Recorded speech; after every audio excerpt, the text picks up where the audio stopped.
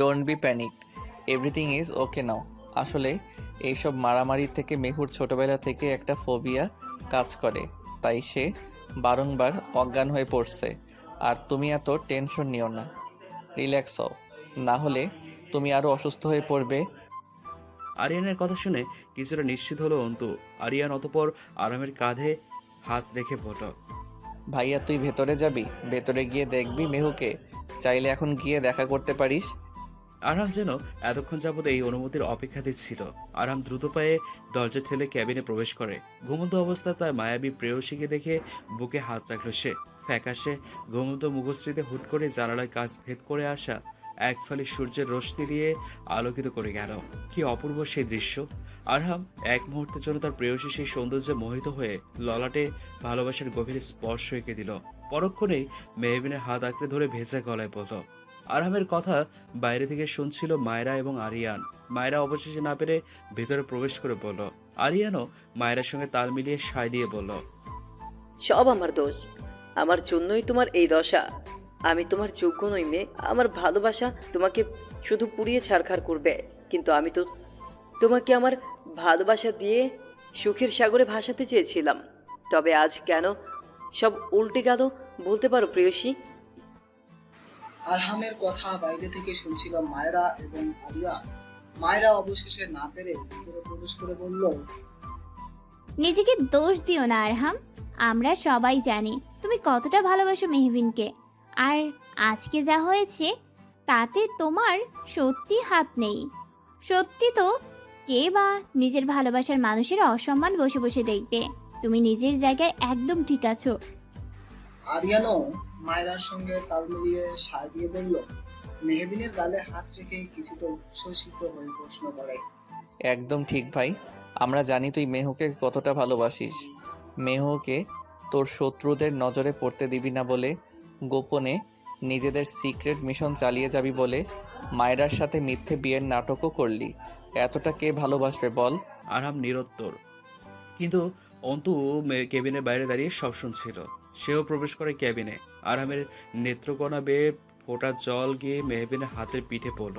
তৎক্ষণাৎ আলতোভাবে নিজের আখি জোড়া মেলে তাকালো মেহবিন। মেহবিনকে চোখ খুলতে দেখে আরহাম মেহবিনের গালে হাত রেখে কিছুটা উচ্ছ্বাসিত হয়ে প্রশ্ন করে, তুমি ঠিক আছো মেহবিন? এখন কেমন লাগছে? মেহবিন কি মনে করে যেন আরহামের হাত থেকে নিজের হাত ছাড়িয়ে নিল। অতঃপর গম্ভীর স্বরে জবাব দিল, আমি ঠিক আছি, আমাকে নিয়ে না ভাবলেও চলবে আপনার। আরাম কিছু বলতে নিলেই তখন ডিভোর্স নামক ভয়ঙ্কর প্রস্তাব ছড়ে দেয় মেহবিন। আরাম তখন চেয়েও পক্ষান্তরে কোনোরূপ উত্তর দিতে পারেনি। মেহবিনের হুট করেই ডিভোর্স নামক কঠিন তিক্ত প্রস্তাবের কোনো সঠিক কারণ খুঁজে পাচ্ছে না আরিয়ান কিংবা মায়রা। আরিয়ান এবং মায়রা কিছু বলতে নিলে হাত দিয়ে থামিয়ে দেয় আরহাম। কিছুটা শান্ত থেকেই সে শুধায়, ঠিক আছে, তবে তুমি আপাতত রেস্ট নাও মেহবিন। আমি বাড়ি যেতে চাই আরহাম সাহেব।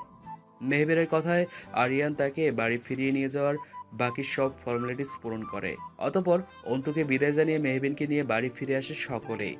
অপরদিকে অন্ধকার রুমে দাঁড়িয়ে আছে দামি কাতান শাড়ি পরিহিত একজন অর্ধবয়স্ক মহিলা। চোখে তার মোটা ফ্রেমের চশমা। সেই অচেনা মহিলা আরাম এবং মেহমের বাবার ছবির মাঝখানে মেহবিনের ছবি রেখে দিয়ে কিছুক্ষণ যাবৎ পর্যবেক্ষণ করলো। কিছুক্ষণ পর একজন ছেলে এসে বলল, আপাতত আমরা শুধু সন্দেহ করেছিলাম, কিন্তু আমাদের গোপন শহরের থেকে সলিড খবর পেয়েছি। আরহাম এবং মায়রার বিয়ে সম্পূর্ণ বানোয়াট। মহিলাটি ক্ষীণ হেসে জবাব দিল, আই নো ভেরি ওয়েল।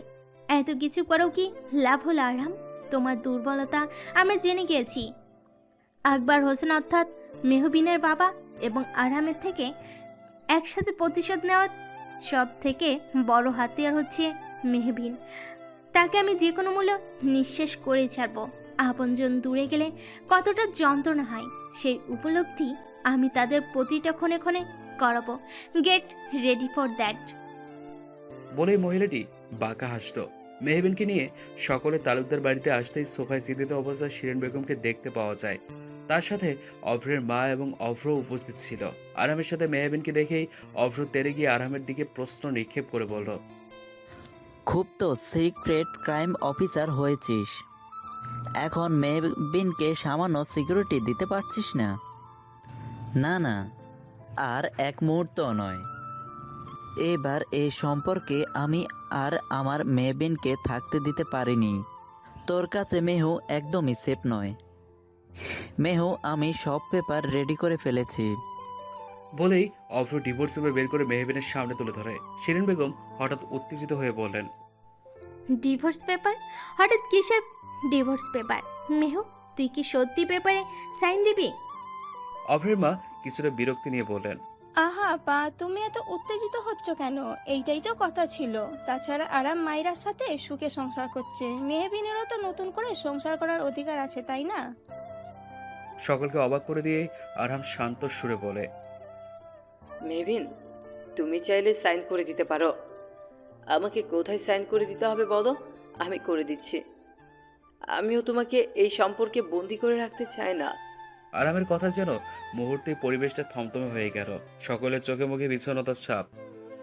অভ্র এবং অভ্রের মা বাদে তারা বেশ খুশি। অভ্রের থেকে পেপার নিয়ে সেইগুলোতে কিছু না কিছু ভেবে বুকে পাথর চেপে তাতে সাইন করে মেহবিনের হাতে তুলে দিল আরহাম। মেহবিন হাতে পেপারটা নিয়ে আরহামের উদ্দেশ্যে বলল, এখন থেকে আপনি বরং মুক্ত হয়ে গেলেন আরহাম সাহেব। অনেক সহ্য করেছেন আমাকে, এবার বরং মায়েরা আপুর সাথে সুখে সংসার করতে পারবেন। আরহাম বহু কষ্টে নিজেকে সামলিয়ে ক্ষীণ হেসে বলল, বন্দিনীকে মুক্ত করে দিলেই বোধহয় তার থেকে সুখী কেউ হয় না।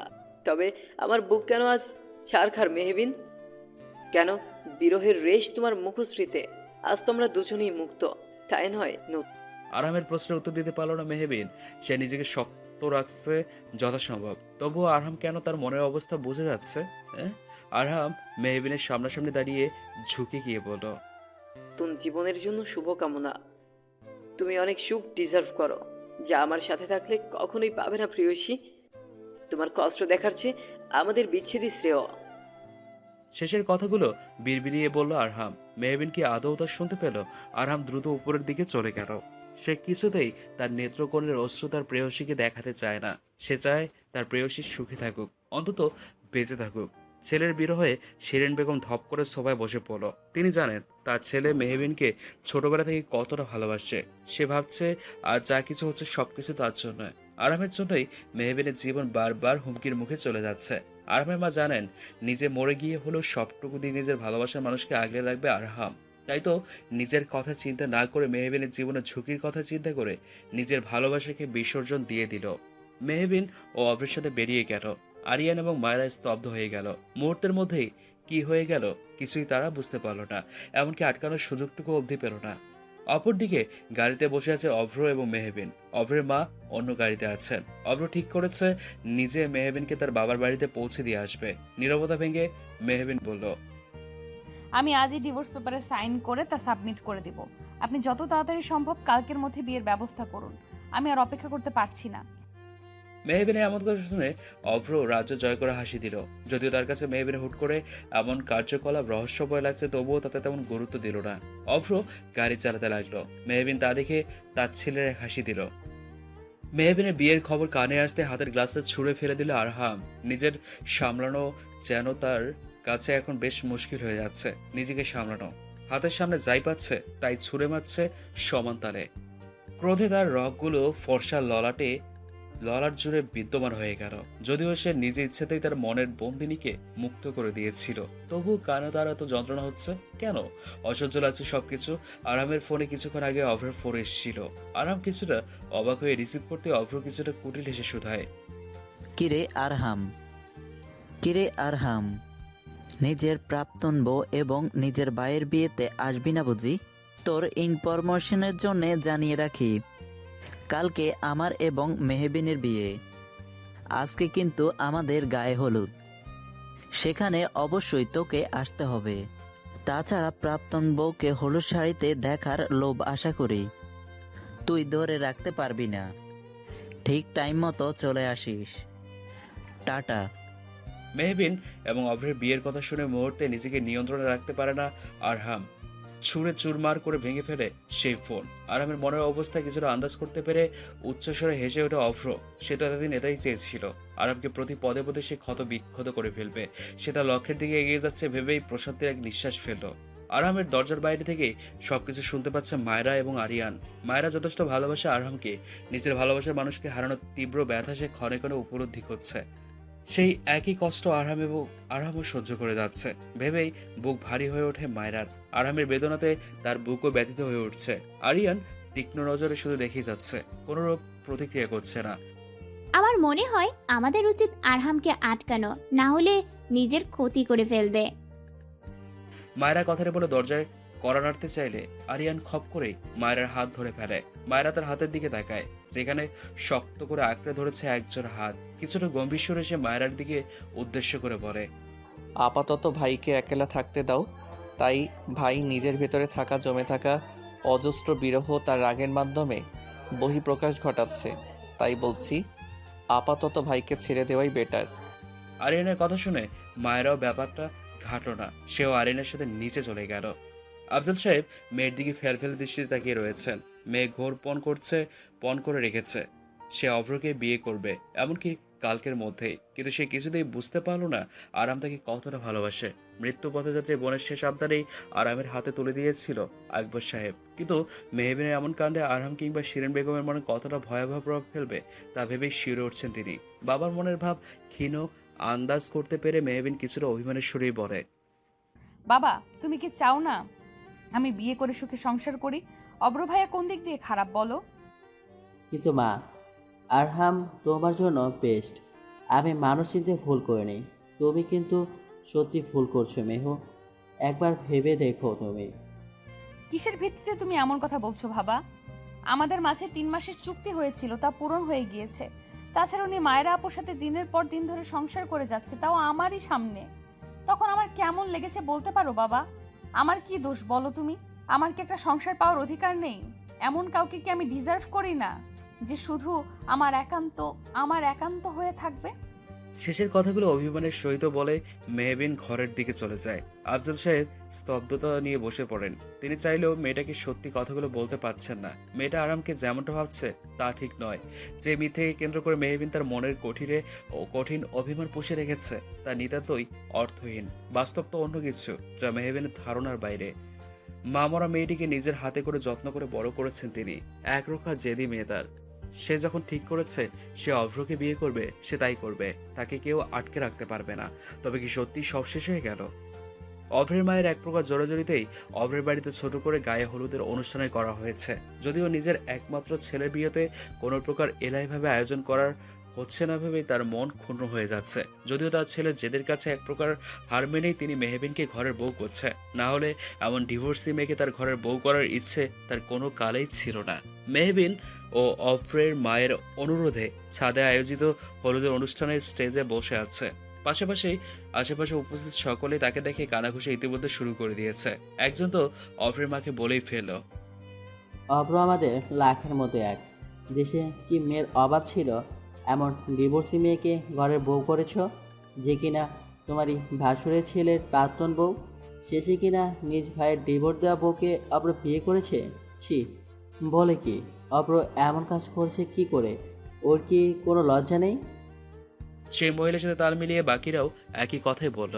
অভ্রের মা কপাল চাপড়ে বলল, আর কি বলবো ভাবি, কপাল খারাপ হলে যা হয়। মেয়ে কি আর ভালো মেয়ে? না হলে নিজের সংসার ভেঙে সেই প্রাক্তন স্বামীরই ভাইকে কেউ বিয়ে করতে চায়?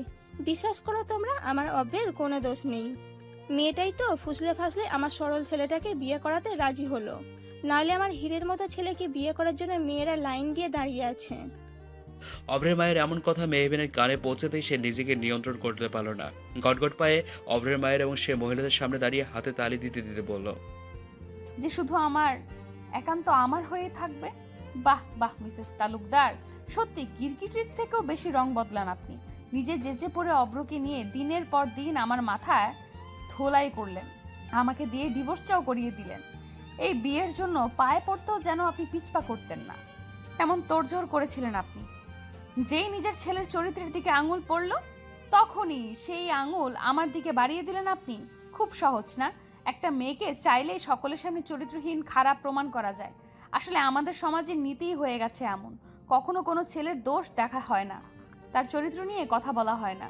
তুমি মেয়ে, তার মানে তোমারই দোষ। দোষ থাকলে তা তোমারই হবে। এমন একটা তকমা আমাদের সমাজে কিছু মানুষ মেয়েদের গায়ে লাগিয়ে দিয়েছে। কিন্তু কেন? মেয়েরাই কেন বারবার এসব সহ্য করবে বলতে পারবেন আপনি? মেহবিনের কথা শুনে উপস্থিত সকলে চুপ হয়ে যায়। মেহবিন রাগে ফুঁসতে থাকে। অভ্র দূর থেকে অবস্থা বেগতিক দেখে মেহবিনকে দূরে সরিয়ে এনে বলল, শান্ত হও মেহু, একবার শুধু আমাদের বিয়েটা হয়ে যাক, তারপর কেউ আমাদের দিকে আঙ্গুল তুলে তাকানোর সাহস পাবে না। মেহবিন ফের তাচ্ছিলের এক হাসি দিয়ে ছাদের রেলিং ধরে দাঁড়ায়। অভ্রের জরুরি এক ফোন চলে আসায় সে অন্যদিকে চলে যায়। তখনই সেখানে বিদ্যুৎ হঠাৎ করে চলে যায়। মেহবিন অনুভব করে সে শূন্যে ভাসছে। কে তাকে কোলে তুলে নিল? কে সেই অচেনা আগন্তুক? মেহবিন অনুভব করছে কোনো পুরুষ তার শক্ত হাত জোড়া দিয়ে মেহবিনকে দেয়ালে চেপে ধরেছে, শিরের নিচে থাকা ছোট্ট কামরাতে, যেখানে কারো তেমন আসা যাওয়া নেই। মেহবিনের গলাতে তার তীব্র নিঃশ্বাস আসতে পড়ছে। মেহবিন বুঝতে পারছে না তাকে কেন এভাবে এখানে নিয়ে আসা হয়েছে, তাও সকলের অগোচরে। সে আগন্তুক অদ্ভুত এক কাজ করে বসলো। সে তার পকেটে থাকে একখানা কাপড় বের করে মেহবিনের চোখ বেঁধে দিল। মেহবিনের হাত জোড়া তার দখলে ছিল বিধায় মেহবিন কোনোরূপ বাধা দিতে পারেনি। সে শুধু মোচড়ামুচড়ি করে যাচ্ছে সাপের ন্যায়। আরহাম তা দেখে আলতো হাসলো। হ্যাঁ, সে আগন্তুক স্বয়ং আরহাম। আরহাম তার ফোনের ফ্ল্যাশলাইট অন করে তার প্রেয়সীকে এক পলক দেখে নিল। হলুদ এক গর্জিয়াস লেহেঙ্গা পরিধান করে আছে মেহবিন, মুখশ্রীতে হালকা সাজের প্রলেপ। কি অপরূপ সেই সৌন্দর্য! আরহাম বারংবার তার প্রেয়সীর মুগ্ধতায় এক প্রকার বিলীন হয়ে যাচ্ছে। শত বাধা থাকা সত্ত্বেও তার অবাধ্য আঁকিচোরা তার হলুদ পরীকে দেখার লোভ সামলাতে পারেনি। তার প্রেয়সীর পিঠ ছুঁই ছুঁই কালো কেশ সমান্তলে উড়ে যাচ্ছে। বেসামালাভাবে মেহবিনের গোলাপি অধৈর্যরা সমান্তলে কাঁপাকাঁপি করছে। আরহাম তা দেখে যেন এক প্রকার নিয়ন্ত্রণ হারিয়ে ফেলেছে। সে আলতো করে মেহবিনের অধৈর্যরা হাত দিয়ে ছুঁয়ে দেয়। সঙ্গে সঙ্গে মেহবিন তীব্র নিঃশ্বাস ফেলতে থাকে। আরাম এবং মেহবিনের হৃদয়ের স্পন্দন একই সঙ্গে স্পন্দিত হচ্ছে। আরামের খুব করে বলতে ইচ্ছে করলো, প্রিয়সী, তোমাকে খুব করে ছুঁয়ে দেখতে ইচ্ছে করে। চন্দ্রের ন্যায় সুন্দর তুমি, তাই তো তোমার কাছে যাওয়ার সাধ্য নেই। দেখো, এত কিছু করেও তোমাকে নিজের করে আঁকড়ে ধরে বাঁচতে পারলাম না। আরাম চাইলেও তার মনের গহীনে থাকা তীব্র যন্ত্রণাগুলো প্রকাশ করতে পারল না। নিঃশব্দ থেকেই মেহবিনকে আলতো করে ললাটেতে চুমু খেলো। মেহবিন কেঁপে কেঁপে উঠল। আরাম নিজেকে সামলিয়ে নিজের আখিজোড়া মুছে মেহবিনের আখিজোড়ার বাঁধন খুলে দ্রুত বেরিয়ে গেল। আরাম বেরিয়ে যেতেই মেহবিনের তৃপ্তির হাসি দিল। সে আরামকে না দেখে কিংবা তার কণ্ঠ না শুনেও আরামের স্পর্শে আরামকে অনুভব করেছে তীব্রভাবে।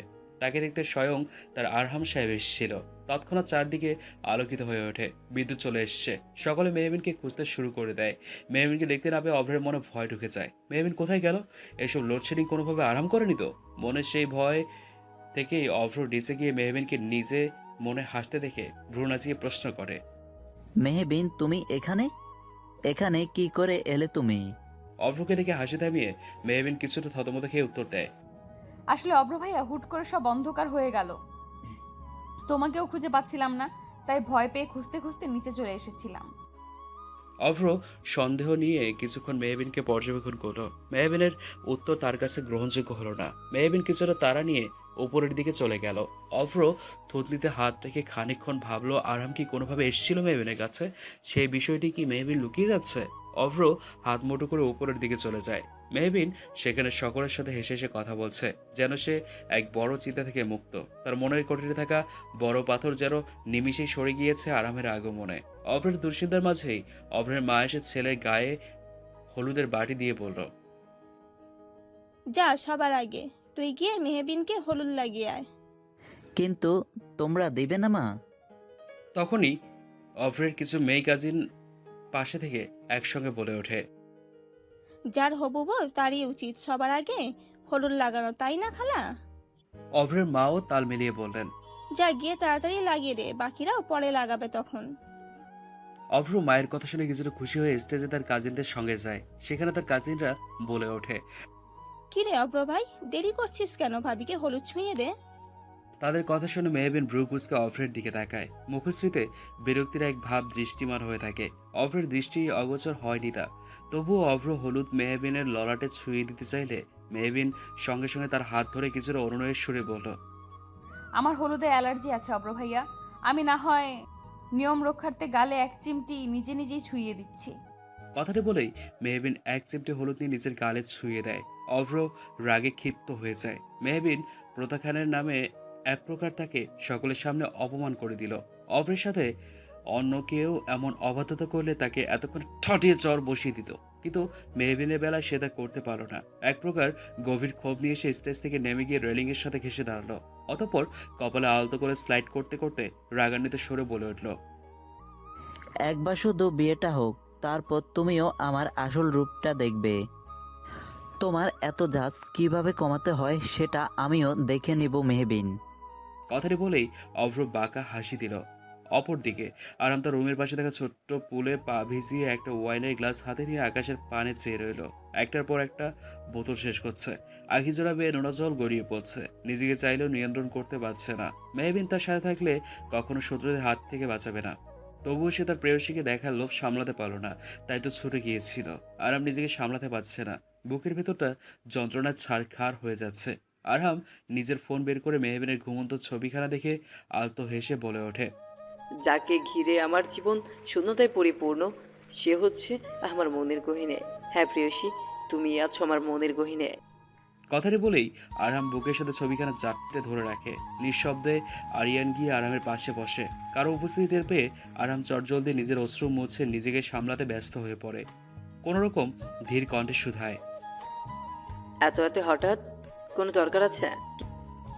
আরিয়ান চারপাশে চোখ বুলিয়ে দেখলো আশেপাশে ওয়াইনের বোতলে ভরপুর। একটা ওয়াইনের বোতল হাতে নিয়ে কিছুটা কেশে পড়ল। তা গরিবের দেবদাস কালকে বউয়ের বিয়ে হয়ে যাচ্ছে বলে নেশার জগতে ডুবে গেলে নাকি? তা দেবদাসজি, বউয়ের বিয়ে হয়ে গেলে দেবদাসের মতো তার শ্বশুরবাড়ির সামনে গিয়ে স্যাকাকরের মতো মোড়ে টোড়ে যাওয়ার প্ল্যান করছিস নাকি? তখন তোদের নিয়েও মানুষ ফেসবুকে ভিডিও দিবে। এই যুগের দেব পারু, আহা, ভালোবাসা এখনো বেঁচে আছে। তখন খুব মজা হবে, তাই না? এসব যাতা বলছিস তুই? যাতো, আমার সত্যি ভালো লাগছে না। আরাম কথাটি বলে মুখ ঘুরিয়ে ফেলল। আরিয়ান আরামের কাঁধে হাত রেখে বলল, সিংহের মতো তোকে সবসময় দেখেছি, আজ তুই কিনা বিড়াল হয়ে গেলি কিছু সামান্য গুন্ডাদের ভয়ে। ছি ভাই, আমি ভাবতেও পারছি না তুই না ক্রাইম অফিসার। আরাম উঠে দাঁড়িয়ে গম্ভীর সুরে শুধালো, তুই জানিস, নিজের বিপদ দেখে তোর ভাই কখনো পিছু হটে যায় না। নিজের জীবন বাজি রেখেও বড় বড় মিশন কমপ্লিট করেছে। কিন্তু এবার ব্যাপারটা আলাদা। আমার শত্রুরা আমাকে নয়, আমার ভালোবাসার মানুষের দিকে হাত বাড়িয়েছে। তার কিছু হয়ে গেলে আমি কি নিয়ে থাকবো? অথচ তাকে অন্য পুরুষের সাথে সহ্য করতে পারবি? যাকে ছোটবেলা থেকে ভালোবেসে গিয়েছিস তাকে এক পলকেই অন্য কেউ বিয়ে করে ফেলবে, অন্য কেউ তাকে ছুঁয়ে দেখবে। বাকিটুকু আরিয়ান বলতে পারো না। তার আগে আরহাম আরিয়ানের গালে থাপ্পড় বসিয়ে দিল। রাগে থরথর করে তার শরীর কাঁপছে। আরামের থাপ্পড় খেয়ে টাল সামলাতে না পেরে পড়তে গিয়েও নিজেকে সামলে নেয় আরিয়ান। তবুও তার অধরে ফুটে ওঠে মুচকি হাসি। সে নিজের অধরে হাত ছুঁয়ে পড়ে। এতটুকু কথাই সহ্য করতে পারছিস না ভাই? অথচ কালকে যখন মেহুকে অন্য কেউ বিয়ে করে ফেলবে তখন কিভাবে তা সহ্য করবি?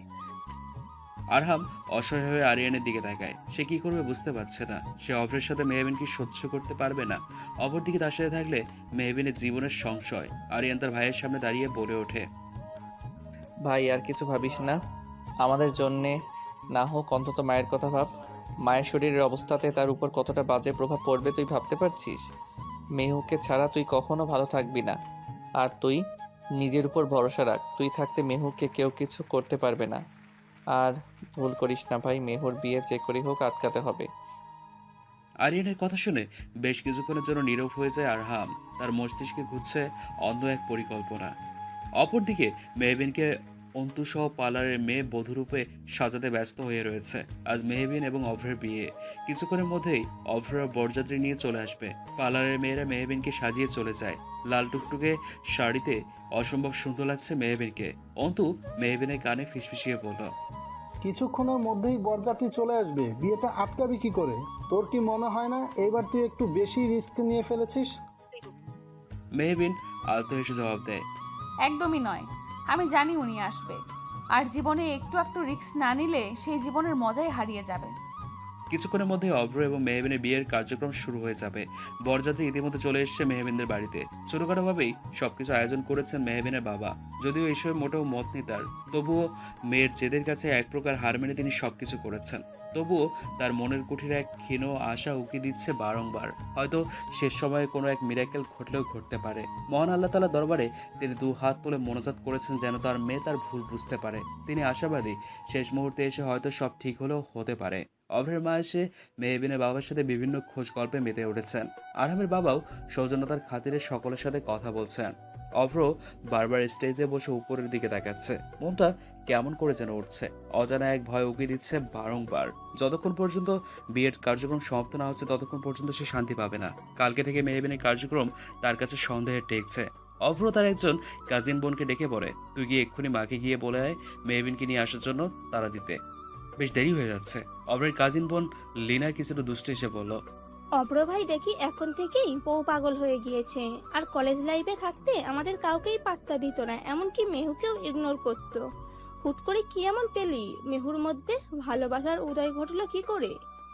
অভ্র প্রত্যুত্তরে বাঁকা হাসি দিয়ে শুধু বলে উঠল, একটা দিন ওয়েট করো বেবি, তোমাকে যা বললাম তাই করো। এনি কস্ট মেয়েকে যত তাড়াতাড়ি সেজে নিয়ে আসার ব্যবস্থা করো। অভ্রের কথা শুনে লিনা গিয়ে অভ্রের মাকে জানালো অভ্রের কথা। অভ্রের ইচ্ছেতে তিনি মেহবিনের বাবাকে তাড়া দিয়ে বললেন যেন মেহবিনকে নিয়ে আসা হয়। অপরদিকে মেহবিন বধূ বেশে নিজের রুমে পায়চারি করে যাচ্ছে। বরযাত্রী এসে শুনে মনে তার অদ্ভুত এক ভয়ের সৃষ্টি হয়েছে। যদিও সে জানে আরাম ঠিক সময়ে এসে বিয়ে আটকে দেবে, তবুও ভয় যেন তার কাটছেই না। মেহবিন সেদিন হসপিটালে আরামের সকল কথাই শুনে ফেলেছিল। সে জেনে গিয়েছে আরাম এবং মায়রার বিয়ের সম্পূর্ণ নাটক। তাই তো আরাম যেন সব নিজে থেকে স্বীকার করে দেয় অভ্রের সাথে বিয়ের ছোট্ট নাটক করেছিল মেহবিন। কিন্তু হিতে বিপরীত হয়ে যাবে না তো? মেহবিনের সাথে তো আরামের ডিভোর্সটাও হয়নি। সেই পেপারে আরাম সাইন করলেও মেহবিন সেই পেপারে সাইন করেনি। মেহবিনের ভাবনার মাঝেই লিনা সহ অভ্রের কিছু কাজিন মেহবিনের কক্ষে প্রবেশ করে। লিনা বলে, মেহবিন নিচে সকলে বিশেষ করে তোমার হবুবার তোমাকে ডেকে পাঠিয়েছে। তিনি যেন আর তর সইতে পারছে না। চলো, কিছুক্ষণের মধ্যেই বিয়ে শুরু হয়ে যাবে। লিনার কথা শুনে অন্তু ভীত চোখে মেহবিনের দেখা দেখাতে মেহবিন তার আখি জোড়া দিয়ে তাকে আশ্বস্ত করে। বড় বড় নিঃশ্বাস ফেলে অভ্রের কাজিনদের সঙ্গে নিচে চলে যায়। অপরদিকে আরাম একটা শার্টের সাথে ব্ল্যাক ব্লেজার পরে ছাকড়া চুলগুলো সামনে নিয়ে স্পাইক করে সারা গায়ে ব্র্যান্ডের পারফিউম ছিটিয়ে নিয়ে আয়নায় নিজেকে ভালো করে দেখে নেয়। বিছানার পাশেই একটি ছোট্ট ফ্রেম ছিল। সেই ফ্রেমে স্পষ্ট দেখা যাচ্ছে আরাম এবং মেহবিনের সেই ছোটবেলার ছবি, যেখানে মেহবিনের গাছের নিচে বসে খেলছিল এবং স্কুল পড়িয়া অভ্র স্কুল রেসে গাছের আড়াল থেকে তার প্রেয়সীকে মুগ্ধতা নিয়ে দেখছিল। আরাম সেই ফ্রেমখানা হাতে নিয়ে বুকের মাঝে মিশিয়ে আখিজোড়া নিবদ্ধ রেখে শুধায়, আমি ক্ষণে ক্ষণে উপলব্ধি করতে পেরেছি প্রেয়সী, তুমিই না, আমি সম্পূর্ণ শূন্য, একা পথের পথিক। আরহাম ছবিখানার দিকে কিছুক্ষণ তাকিয়ে ফের বলে, সময় এসেছে তোমাকে নিজের করে নেওয়ার। এবার আর কোনো লুকোচুরি নয়। আমি চাইলেও তোমাকে নিজের থেকে দূরে সরাতে পারছি না, হয়তো আর কখনো পারবো না, কিন্তু কথা দিচ্ছি সব সময় সকল বিপদ থেকে তোমায় আগলে রাখবো প্রেয়সী। একটু অপেক্ষা করো, আমি আসছি। আরহাম কথাগুলো বলেই ফ্রেমটা সযত্নে টেবিলের পাশে রেখে দেয়। অতঃপর একটা ব্ল্যাক সানগ্লাস পরে সিঁড়ি বেয়ে নিচে নেমে এলো। আরামকে দেখে সকলের চোখ যেন ছানাবড়া হয়ে গেছে। আরিয়ান এবং মায়রা আরামকে দেখে উঠে দাঁড়ালো। আরহাম আরিয়ান এবং মায়রার সামনে দাঁড়িয়ে বলে উঠল, ভালো লাগছে তো আমায়? আরিয়ান কিছু বলার পূর্বে মায়রা আরামকে সম্পূর্ণ পর্যবেক্ষণ করে আরমানও বলে উঠল, জাস্ট এ হিরো। মায়রার কথা শুনে আরিয়ান কিছুটা কেসে উঠতেই মায়রা নিজেকে সামনে নিল। আরিয়ান নিজের কলার ঠিক করে আরামের কাঁধে হাত রেখে বলল। আরাম ভ্রুকুসকে আরিয়ানের কথার বিপরীতে গম্ভীর স্বরে বলল, অভ্র নামক ভিলেন থেকে হিরোইনকে বাঁচাতে হলে হিরোর এন্ট্রি তো নিতেই হবে, তাই না? জিও ভাই। কথাটি বলেই আরিয়ান সিটি মারে। আরাম মুস্কি হাসি উপহার দেয়। অভ্রের কাজিনদের সঙ্গে মেহবিন নিচে নেমে স্টেজের দিকে আসে। অভ্র মেহবিনকে ওপর থেকে নিচ অব্দি এক পলক দেখে মুস্কি হেসে বলে, really Mehbin, we are looking so much gorgeous, come here, আমার পাশে এসে বসো। কথাটি বলেই অভ্র হাত বাড়িয়ে দেয়। তখনই কাজী সাহেব বলে ওঠেন, প্লিজ আপনারা সবাই দ্রুত করুন, আমার আরও কিছু কাজ রয়েছে। মেহবিন এক পলক অভ্রের হাতের দিকে তাকায়, আরেকবার সদর দরজার দিকে তাকায়। বুক যেন তার ধরফর করছে। আরহাম এখনো আসেনি। তবে কি আরহাম আসবে না? তার বিশ্বাস কি হেরে যাবে? কিন্তু সে কিছুতেই অভ্রকে বিয়ে করবে না। মেহবিন হুট করে বলে ওঠে, আমার কাউকে জরুরি ফোন করতে হবে, আমি এক্ষুনি আসছি। মানে এই সময় কাকে ফোন করবে তুমি? অভ্রের প্রতি উত্তরে কিছুটা ভয়ে ভয়ে মেহবিন বলে, আমি এক্ষুনি আসছি, please give me a 5 minutes. কথাটি বলেই মেহবিনকে কাউকে কিছু বলার সুযোগ না দিয়ে উপরে চলে যায়। মেহবিনের পিছনে পিছনে অন্তুও যায়। মেহবিন উপরে গিয়ে আরহামের নম্বর ডায়াল করে, কিন্তু আরহামের নাম্বার বন্ধ। মেহবিন এবার সত্যি ভয় পেয়ে যায়। সে অন্তুর দিকে তাকিয়ে বলে ওঠে, এখন কি হবে অন্তু? উনি তো ফোনই ধরছে না, আমরা বিয়েটা আটকাবো কি করে? অন্তু কিছুক্ষণ ভেবে অতঃপর বলে ওঠে, আইডিয়া, তোকে পালাতে হবে। হোয়াট? এখন আমি পালাবো? না হলে বিয়েটা আটকাবে কি করে? তোর আরহাম সাহেব যার উপর ভরসা রেখে এত বড় স্টেপ নিলি, সে তো এখনো এলো না। এখন কি করবি? অভ্রকে বিয়ে করে ফেলবি? মেহবিন অন্তুর কথা ভেবে দেখলো এখন পালানো ছাড়া তার হাতে কোনো উপায় নেই। তাই অন্তুকে সঙ্গে নিয়ে মেহবিন তাদের পেছনের দরজা থেকে বাইরে বেরিয়ে গেল। কাজী সাহেব কিছুক্ষণ বসে থেকে ফের বিরক্ত হয়ে পড়ে, আবার কি শুরু করলেন আপনারা? আমার তো দেরি হয়ে যাচ্ছে, বিয়েটা কি আদৌ হবে? অভ্র এবার নিজেকে দমিয়ে রাখতে পারে না, এক প্রকার চেঁচিয়ে পড়ে, বিয়ে তো অবশ্যই হবে এবং আজকেই হবে। আমি নিজে গিয়ে মেহুকে নিয়ে আসছি। Wait, just wait. এত তারা কিসের তোর? আরামের কণ্ঠ কানে আসতেই অভ্র পেছনে ফিরল। মেহবিনের বাবা আরামকে দেখে স্বস্তির নিঃশ্বাস ফেললেন। যাক, শেষ রক্ষা তবে হয়েছে। ভরা বিয়ের আসরে আরাম গিয়ে অভ্রের গালে ঠটিয়ে থাপ্পড় বসিয়ে দেয়। অভ্র গিয়ে ছিটকে নিচে বসে পড়ে। অভ্রের মা এবং মেহবিনের বাবা সহ সকলে হতভম্ব হয়ে যায়। কিন্তু এর মাঝেও কিছু মেয়েরা আরামের দিকে মুগ্ধতা নিয়ে তাকিয়ে রয়েছে, যেন তাদের সকলের মাঝে কোনো বলিউডের হিরোর আবির্ভাব ঘটেছে এবং সে ইতিমধ্যে তার ফাইটিং স্কিলও দেখা শুরু করে দিয়েছে। ব্যাপারটা বেশ মজাদার লাগছে তাদের কাছে। অভ্র নিজেকে দমিয়ে রাখতে পারে না। আরামের মুখোমুখি দাঁড়িয়ে আরামের কলার ধরে চেঁচিয়ে পড়ে, তোর মোটিভ কি আরহাম? ভরা বিয়ের আসরে আমার গায়ে হাত তুলেছিস? এত বড় সাহস পেলি কোথা থেকে? আমি খুব ভালো করে জানি তুই আমার এবং মেহুর বিয়ে আটকাতে চলে এসেছিস, কিন্তু আজকে আমি মেহুকে নিজের বউ করেই ছাড়বো। কথাটি বলার সঙ্গে সঙ্গে আরহাম পা বেঁকিয়ে অভ্রের বুক বরাবর লাথি মারে। অভ্র খানিকটা পিছে হটে যায়। অভ্রের মা হায়ুদাস করে অভ্রের বাবাকে ঝাঁকিয়ে বলে, তুমি এখানে কি করছো? তোমার ভাইয়ের ছেলে তো আমার ছেলেকে মেরেই ফেলবে। তুমি কি কিছু বলবে না? ওরে কেউ আমার ছেলেকে বাঁচাও, না হলে এই গুন্ডা ছেলে আমার ছেলেকেও মেরেই ফেলবে। আরাম ফের অভ্রের গল চেপে ধরে গর্জন করে বলে, ইউ ব্লাডি রাস্কেল, তোর ওই নোংরা মুখ থেকে আমার প্রিয়সীর নাম একদম উচ্চারণ করবে না। আরহাম, আমার ছেলেকে ছেড়ে দে বলছি। তুই কি চাস আমার ছেলেকে মেরে একাই সম্পত্তি ভোগ করবি? তো তোর চালাকি কি আমরা বুঝি না? অভ্রের মায়ের কথায় আরহাম বাঁকা হেসে বলে, অন্যকে দোষ দেওয়ার পূর্বে নিজের ছেলের প্রকৃতি সম্পর্কে অবগত হওয়া খুব প্রয়োজন কাকে। তোমার দুশ্চরিত্র ছেলে ঠিক কি কি করেছে তা তুমি জানো না। কি হয়েছে আমার ছেলে? অভ্রের বাবার প্রশ্নে অভ্রের মা কিছু বলতে চাইলে অভ্রের বাবা তাকে থামিয়ে দিয়ে আরামকে ফের জিজ্ঞেস করেন, আরহাম, আমি তোমার কাছে কিছু জানতে চেয়েছি, কি এমন দুষ্কর্ম করেছে আমার ছেলে? আরাম তার পকেট থেকে একটা পেন ড্রাইভ বের করে সকলকে দেখিয়ে বলে, আমি জানি আমার কথা হয়তো অনেকেই বিশ্বাস করবে না, তাই প্রমাণ নিয়ে এসেছি। আপনারা সবাই দেখুন, তারপর নিজেরাই বিচার করুন। আরাম কথাটি বলেই আরিয়ানকে ভিতরে আসার অনুমতি দেয়। আরিয়ান এবং মায়েরা একসাথে ভিতরে প্রবেশ করে। মায়ের সাথে একজন মেয়ে ছিল। তাকে দেখে অভ্রের হাত পা অনবরত কাঁপতে থাকে। সে কখনোই ভাবেনি তার সত্যি এমনভাবে সকলের সামনে চলে আসবে। তার মাথা কাজ করছে না। মেয়েটা কেমন ঘৃণের দৃষ্টি নিক্ষেপ করে অভ্রের দিকে তাকিয়ে রয়েছে। আরিয়ান তার ব্যাগ থেকে একটা ল্যাপটপ বের করে আরহাম সেই ল্যাপটপে পেন ড্রাইভে ঢুকিয়ে দিয়ে একটি ভিডিও প্লে করে, সকলের সামনে তা রাখে। তাতে আবছা আলোয় খুব ভালোভাবে মেয়েটির চেহারা বোঝা না গেলেও অভ্রের মুখ স্পষ্ট। দুজন ঘনিষ্ঠভাবে একটি রুমে চাদর মুড়িয়ে নিজেদের ঢেকে রেখেছে। মেয়েটি অভ্রের বুকে মাথা রেখে বলে, তুমি কি সত্যিই মেহবিনকে বিয়ে করবে অভ্র? অভ্র মেয়েটির মাথায় হাত বুলিয়ে বলতে থাকে, নো ডার্লিং, কোথায় তুমি আর কোথায় ওই খ্যাত মেহু? ওকে আমি ছোটবেলা থেকেই পাত্তা দিতাম না। ইভেন আমাদের যখন বিয়েও ঠিক হয়েছিল তখনও আমি জাস্ট আরহামকে বাজিমাত করার জন্য বিয়েতে রাজি হয়েছিলাম। এই মেয়েকে বিয়ে করার কোনো ইন্টারেস্ট আমার নেই। আরহাম ছোটবেলা থেকে আমাকে সবসময় দেখিয়েছে আমি ওর থেকে সবসময় পিছিয়ে। সকলের কাছে আরহাম হিরো অ্যান্ড আমি জিরো, আর বিগ লুজার, আর কিছুই নয়। এটাই সবসময় প্রুভ করেছে আরহাম। এমনকি পুলিশের সিক্রেট অফিসার হিসেবেও আরহাম সিলেক্টেড হয়েছে, সেখানেও এত পরিশ্রম করার পরেও আমি হয়েছি বারবার রিজেক্ট। বিজনেসেও সকলে এক নামে আরহাম হাসান তালুকদারকে চেনে, অথচ আমার কোনো দামই নেই। বাট এইবার আমি হারবো না।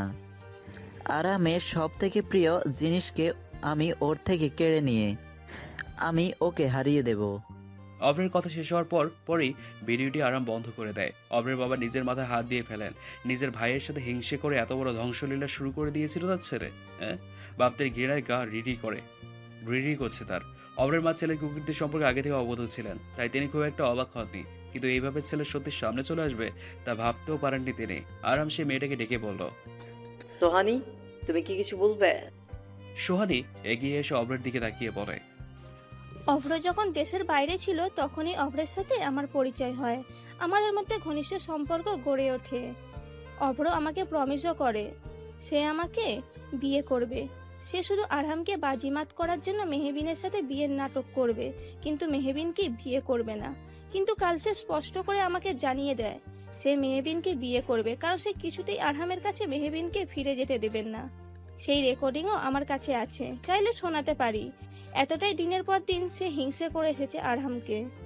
আরহাম অভ্রের সামনে দাঁড়িয়ে বলে, আমি আমার সমস্ত সোর্স কাজে লাগিয়ে সোহানিকে খুঁজে বের করেছি, অ্যান্ড সব প্রমাণও, যাতে তুই সেই সম্পর্কে অস্বীকার করতে না পারিস। অভ্র মাথা নিচু করে ফেলে। সে চাইলেও কিছু বলতে পারছে না। আরাম তার কাকাকে উদ্দেশ্য করে বলে, শুধুমাত্র আমার ভাই বলে আমি অব্রকে ছেড়ে দিতে পারবো না কাকা। আজকে অব্র আমার প্রিয়সীর দিকে হাত বাড়িয়েছে।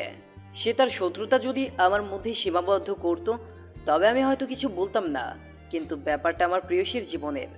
আর একটু দেরি করলে বোধহয় আমার মেহবিনের জীবনটাই শেষ হয়ে যেত। তাই আমি ঠিক করেছি, আমি আমার 50% বিজনেসের শেয়ারটা যা অভ্রের নামে ছিল তা আমি ফেরত নিয়ে নিলাম। এখন থেকে অভ্র আমাদের কোম্পানির এমডি নয়, বরং একজন নর্মাল কর্মচারী হয়ে থাকবে। অভ্রের বাবা সাই মিলিয়ে বললেন, তুমি যা ভালো বুঝো তাই করো আরহাম বাবা। এই কোলাঙ্গার ছেলে হয়ে আমি তোমাকে কিচ্ছু বলতে যাব না। অভ্রের মা তার স্বামীকে ঝাঁকিয়ে বলতে থাকলেন, তুমি কি পাগল হয়ে গেলে? আমার ছেলে তো পথে বসে যাবে। অভ্রের বাবা নিজের স্ত্রীকে নিজে থেকে সরিয়ে বললেন, চুপ, একদম চুপ করবে তুমি। আর যা কিছু হয়েছে তা শুধুমাত্র তোমার জন্যই হয়েছে। ছেলেকে সবসময় অন্যায় করতে উৎসাহ জুগিয়েছো তুমি, আর আমি তোমাকে কি দোষ দিব? আমি নিজেও তো একজন ব্যর্থ বাবা, সব সময় অন্যায় দেখেও না দেখার ভান করে এসেছি। আর ছেলেকে সঠিক শিক্ষা দিলে আমার ছেলে আজ অমানুষ না হয়ে আরহামের মতো আদর্শবান একজন মানুষ হতো। অভ্রের মা অভ্রের বাবার কথা শুনে চুপ হয়ে গেলেন। সত্যি আজ ছেলে অধপতনের পেছনে তারই সব থেকে বড় ভূমিকা। অভ্র রাগে দুঃখে ক্ষিপ্ত হয়ে বিয়ে বাড়ি থেকে বেরিয়ে গেল। অভ্রের পিছনে অভ্রের মাও বেরিয়ে গেলেন। সকলের কাছে ক্ষমা চেয়ে অতঃপর অভ্রের বাবাও বিদায় নিয়ে চলে গেলেন। তখনই আরাম জানতে পারে মেহবিনকে কোথাও পাওয়া যাচ্ছে না। আরাম দ্রুত মেহবিনের ঘরে গিয়ে মেহবিনকে তন্ন করে খুঁজে চলছে, কিন্তু মেহবিন কোথাও নেই। তখনই আরহাম একটি চিরকুট পায়, তাতে লেখা রয়েছে, আমি ভেবেছিলাম আরহাম সাহেব আপনি হয়তো আসবেন, কিন্তু আপনি এলেন না। শুধুমাত্র আপনার নিজ মুখ থেকে ভালোবাসি শব্দটা শোনার জন্যে আমার এত বড় রিস্ক নেওয়া, কিন্তু শেষ অবধি আপনি এলেন না। এতটাই অভিমান হয়েছে বুঝি আমার উপর। কিন্তু তাই বলে তো আমি অব্র ভাইকে কিছুতেই বিয়ে করতে পারবো না। তার উপরন্তু না পেয়ে আমি পালানোর সিদ্ধান্ত নিয়েছি, কিন্তু দূরে চলে যাব আমি। কথাগুলো শেষে আরেকটি কথা ছোট করে লেখা রয়েছে। মেহবিন চিরকুটে লিখেছে, আমরা কি তবে ভুল মানুষকে নিজের মনের গহীনে ঠাঁই দেই আরহাম সাহেব? আরামের আঁকির জন্য ছলমলে হয়ে ওঠে বারংবার। চিরকুটখানা নিজের বুকের সাথে মিশিয়ে ভেজা গলায় শুধায়, আর হ্যাঁ, আমার উপর একটু ভরসা রাখতে পারলে না প্রিয়সী? মেহবিনের বাবা আরামের হাত ধরে এক প্রকার কেঁদেই বলে ফেললেন, আরহাম বাবা, আমার মেয়ে কোথায় চলে গেল? আমার মেয়ে যে বড্ড অভিমানী, কোথায় পাবো তাকে এখন? আরহাম মেহবিনের বাবাকে শান্ত করে বলে, মামু, চিন্তা করবে না, আমি আমার প্রিয়সীর গায়ে আজটুকুও লাগতে দিব না। আরিয়ান চারিপাশে একবার পরখ করে নিয়ে বলল, ভাই আমাদের এখন 1 সেকেন্ডও টাইম ওয়েস্ট করা উচিত না। মেহুকে যত আর্লি পসিবল আমাদের খুঁজে বের করতে হবে। আরাম সায় জানিয়ে মায়েরার উদ্দেশ্যে বলে, সব সোর্স কাজে লাগিয়ে দাও মায়েরা। লাস্ট 1 ঘন্টার মধ্যে আমি মেহুকে নিজের সামনে দেখতে চাই। মায়েরা মাথা নাড়িয়ে কাউকে ফোন করে আরিয়ান ও আরহাম বেরিয়ে যায় মেহবিনকে খুঁজতে। অপরদিকে মেহবিন অন্তুর সাথে দৌড়ে পালিয়ে বাড়ি থেকে অনেকটুকু পথ চলে এসছে। দূর দূরান্তে কোনো প্রকার গাড়ির কোনো ছায়াটুকু অবধি দেখা যাচ্ছে না। মেহবিন অন্তুকে বলে, এই তুই আমাকে কোথায় নিয়ে এলি অন্তু? একদম জনশূন্য জায়গা, কোনো গাড়িও দেখতে পারছি না। গাড়ি ছাড়া আমরা হেঁটে হেঁটে কিভাবে যাব? তখনই একটা মাইক্রো গাড়ি মেহবিনদের সামনে চলে আসে। এই তো গাড়ি চলে এসেছে। মেহবিন চল আমরা উঠে পড়ি। অন্তুর কথা শুনে মেহবিন কিছুটা সন্দেহ নিয়ে বলে উঠল, কিন্তু এইখানে গাড়ি কি করে এলো? আর আমরাই বা এই গাড়িতে উঠবো কেন? অন্তু একটু ঘাবড়ে গিয়ে মেহবিনের কাঁধে হাত রেখে বলল, আরে এতক্ষণ তো তুই গাড়ি নেই বলে চেঁচাচ্ছিলি, আর এখন এত প্রশ্ন করছিস কেন? আমি রাস্তায় যেতে যেতে মাইক্রো ভাড়া করে নিজের বেস্ট ফ্রেন্ডের কথা শুনে কল দিয়ে মেহবিন তুই মাইক্রো উঠ গাড়িতে না। উঠে পড়ে। তখনই মেহবিনের ছবিটা হাতে নিয়ে শহরের বিভিন্ন জায়গায় পাগলের মতো খুঁজে চলেছে। আর নিজের সমস্ত সোর্সকে কাজে লাগিয়ে দিয়েছে সে, কিন্তু ফলাফল শূন্য। অন্যদিকে মেহবিন অন্তুর কথা শুনে গাড়িতে উঠতেই মেহবিন দেখতে পায় কিছু কালো কুচকুচে হ্যাংলা পাতলা লোক গাড়িতে বসে আছে। তাদের সকলের মুখেই কুৎসিত হাসির রেশ। তাদের মধ্যে একজন বলে উঠল, অবশেষে আমরা আমাদের শিকার পেয়ে গেলাম। ধন্যবাদ তোমাকে অন্তু, আমাদের সাহায্য করার জন্য। সময় মতো তুমি তোমার পেমেন্ট পেয়ে যাবে। কথাটা শুনে মেহবিনের হাত পা কাঁপাকাঁপি শুরু হয়ে গেল। তার মানে অন্তু আরামের সেই শত্রুদের সাথে মিলেছিল। গরিব ঘরের মেয়ে অন্তু, কিন্তু টাকার বিনিময়ে নিজের বন্ধুদেরকে কাজে লাগিয়ে মেহবিনের সাথে এত বড় প্রতারণা করলো। যারা মেহবিনকে খুন করার জন্য এতদিন ধরে প্রতীক্ষার প্রহর গুনছিল, তাদেরকেই এতদিন ধরে অন্তু সাহায্য করে আসছিল। মেহবিন ছলছল নয়নে অন্তুর দিকে তাকাতে সে দেখতে পেল অন্তু মাথা নিচু করে রেখেছে। মেহবিন এতটা থমকে গিয়েছিল যে তার মুখ থেকে টু শব্দ বের হচ্ছিল না। চিৎকার করার শব্দটুকু করার শক্তিও যেন পাচ্ছিল না সে। নিজের সপ্তাহে গাছের বন্ধু থেকে এমন বেইমানি সহ্য করা কারো পক্ষেই সম্ভব নয়। মেহবিন শুধু মেয়ে যাওয়া গলায় বলল, অন্তু, তার মানে আমাকে বাড়ি থেকে পালিয়ে এখানে নিয়ে আসার পরিকল্পনা তোর ছিল? তুই আমার সাথে এইভাবে বেইমানি করতে পারলি সামান্য কটা টাকার জন্য? তোকে তো আমি বোন মনে করতাম রে, কেন আমায় ঠকালি? কথাগুলো বলেই শব্দ করে কেঁদে ফেলল মেহবিন। সে পুনরায় বলল, প্রতারক, কম ভালোবেসেছি তোকে, তোর কোনোদিন ভালো হবে না। ঠকিয়েছিস না, একদিন ঠকবি, খুব ভালো করে ঠকবি। মনে রাখবি, অন্যায় করে কেউ পার পায় না। আল্লাহ ছাড় দেন, কিন্তু ছেড়ে দেন না। গাড়িতে থাকা গুন্ডাগুলো বিরক্ত হয়ে একে অপরের দিকে তাকিয়ে মেহবিনের কান্না শুনে তার মুখে স্প্রে দিয়ে দিল। সাথে সাথে অজ্ঞান হয়ে ঢলে পড়ল মেহবিন। একজন লোক ফোনে কল করে সেই মহিলাকে জানালো, ম্যাডাম, কাজ হয়ে গেছে, পাখি এখন আমাদের কবজায়। আমরা এখনই ডেরে নিয়ে আসি। লোকটি ফোন রাখতেই গাড়ি চলতে শুরু করলো। মেহবিনকে নিয়ে তারা চলে গেল। অন্তু মাটিতে ধপ করে বসে পড়লো হাতে মুখ দিয়ে। সে হয়তো অনেক বড় ভুল করে ফেলেছে টাকার লোভে। মায়েরা অফিসে বসে একটা ম্যাপ হাতে নিয়ে সমস্ত জায়গাগুলো ভালো করে দেখে নিচ্ছে, কোথায় কোথায় মেহবিনে যাওয়ার সম্ভাবনা রয়েছে। আরাম তখনই আরিয়ানকে সাথে নিয়ে কেবিনের চেয়ারে গিয়ে বসে পড়ে। প্রচণ্ড মাথা ব্যথা করছে তার থেকে বেশি বুকে যন্ত্রণা করছে।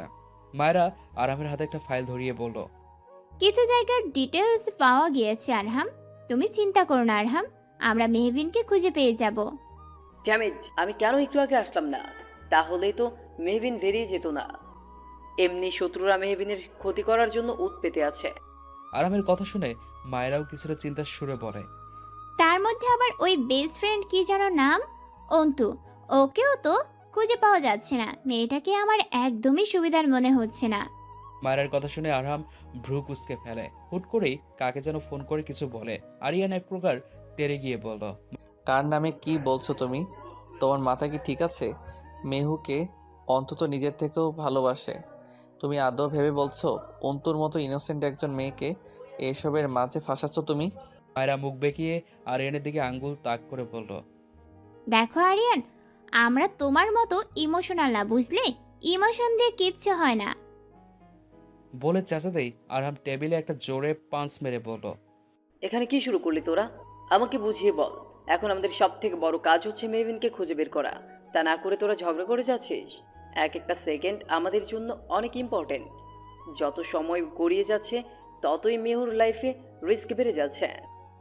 মায়েরা এবং আরিয়ান দুজনে মাথা নাড়ায়, কিন্তু অন্তুকে নিয়ে মায়েরার মুখে এমন আজে বাজে কথা শুনে আরিয়ানের মাথায় কাজ করা এক প্রকার বন্ধ হয়ে গিয়েছিল। অন্তুর প্রতি সেই প্রথম থেকে আরিয়ানের মনের গহীনে এক বিশেষ জায়গা রয়েছে, কিন্তু সে কি আদৌ জানে সে একজন ভুল মানুষকে মন দিয়ে বসছে? আরিয়ানের ভাবনার মাঝে আরামের ফোনে পুনরায় কল আসে। আরাম কল রিসিভ করতে আরামের অধরের কোনো আলতো বাঁকা করে হাসি ফুটে ওঠে। আরামকে হাসতে দেখে মায়েরা এবং আরিয়ান দুজনে অবাক হয়ে গেল। লেটস মুভ, আমাদের একটা সেকেন্ড ওয়েস্ট করা যাবে না। আরাম কথাটি বলে বেরিয়ে গেল। অপরদিকে মেহবিনকে একটা বদ্ধ জায়গায় বন্দি করে রাখা হয়েছে। চারপাশে ঘুটঘুটে অন্ধকার। মেহবিন পিটপিট করে তাকিয়ে অন্ধকারের মাঝে এক মহিলার অবয়ব দেখতে পেল।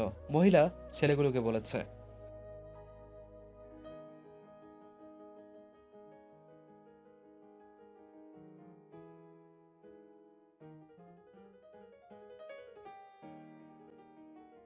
কথাগুলো বলতে বলতে সেই মহিলার চোখ বেয়ে নোনা জল গড়িয়ে পড়ে।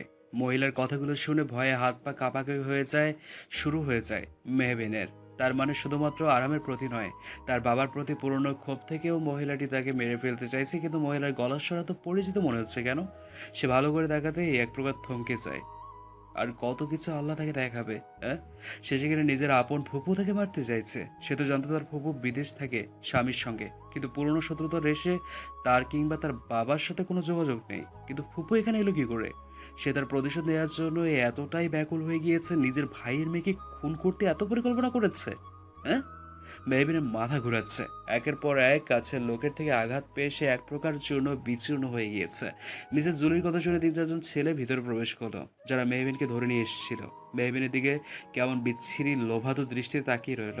মেহবিনের ঘৃণায় গা রিরি করতে লাগলো তাদের দৃষ্টি দেখে। একজন মেহবিনকে ওপর থেকে নিচ অব্দি ভালো করে পরখ করে নিয়ে বলল, একে কি এমনি এমনি মারবো?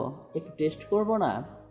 কিন্তু ম্যাডাম তো শুধু আমাদের মেরে ফেলার অর্ডার দিয়েছে। আরে ম্যাডাম কিছু জানবে না, এমন সলিড মাল পেয়ে কীভাবে হাতছাড়া করি? ফিগার দেখেছিস ওর? লোকগুলোর কথা শুনে মেহবিনের ভয়ে গলা শেষ হয়ে যাচ্ছে, শুকিয়ে যাচ্ছে।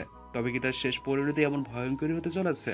বুক ফেটে কান্না আসছে তার। মনে মনে সে আল্লাহর নাম স্মরণ করছে। হঠাৎ তার স্মৃতির মধ্যে হাত ছেড়ে দিচ্ছে এক সুন্দর মুহূর্ত। অন্ধকারের মাঝে আলোর বার্তা হয়ে মেহবিনের দিকে হাত বাড়িয়ে দিচ্ছে আরামের হাতের স্পর্শ পেয়ে চটজলদি আরামের হাত আঁকড়ে ধরে মেহবিন, জড়িয়ে ধরে তাকে, যেন বিপদের মধ্যে সব থেকে বড় ভরসার জায়গায় সে পেয়ে গিয়েছে। আরাম শক্ত করে মেহবিনকে জড়িয়ে ধরে, কিন্তু তার নিচেই মেহবিনের কল্পনা। নরপশুগুলো তার দিকে এগিয়ে আসছে। মেহবিন, আরাম সাহেব বলেই চেঁচিয়ে ওঠে। অন্ধকারের মাঝে সেই পশুগুলো ঝাঁপিয়ে পড়ে। অপরদিকে আরহাম গাড়ি সর্বোচ্চ গতিতে চালিয়ে যাচ্ছে। তার মস্তিষ্কে একটাই চিন্তা ঘুরপাক খাচ্ছে, যে করে হোক তাকে পৌঁছতে হবে, নাহলে তার প্রেয়সীর অনেক বড় ক্ষতি হয়ে যাবে। মেহবিন স্তব্ধ হয়ে বসে আছে। এত বড় ঘটনা কিভাবে মুহূর্তেই ঘটে গেল তার চোখের সামনে, অথচ সে কিছুই বুঝতে পারলো না, কিছুই করতে পারলো না। টপটপ করে চোখে জল পড়তে লাগলো তার আখি জোড়া দিয়ে। তখনই মেহবিনকে কাঁদতে দেখে শক্ত করে বুকের মাঝে শক্ত করে আঁকড়ে ধরে মেহবিন হেসকি তুলে কেঁদেই যাচ্ছে। মেহবিনের কান্নার আওয়াজে আরামের বুকের ভিতর মোচড় দিয়ে উঠছে। কখনো খারাপ লাগলো সে মেহবিনকে থামালো না। প্রিয়জনদের কাছ থেকে এত বড় প্রতারণা সত্যিই বেদনাদায়ক। তার মধ্যে সবেমাত্র বেশ কঠিন ধাক্কার সম্মুখীন হয়েছে মেহবিন।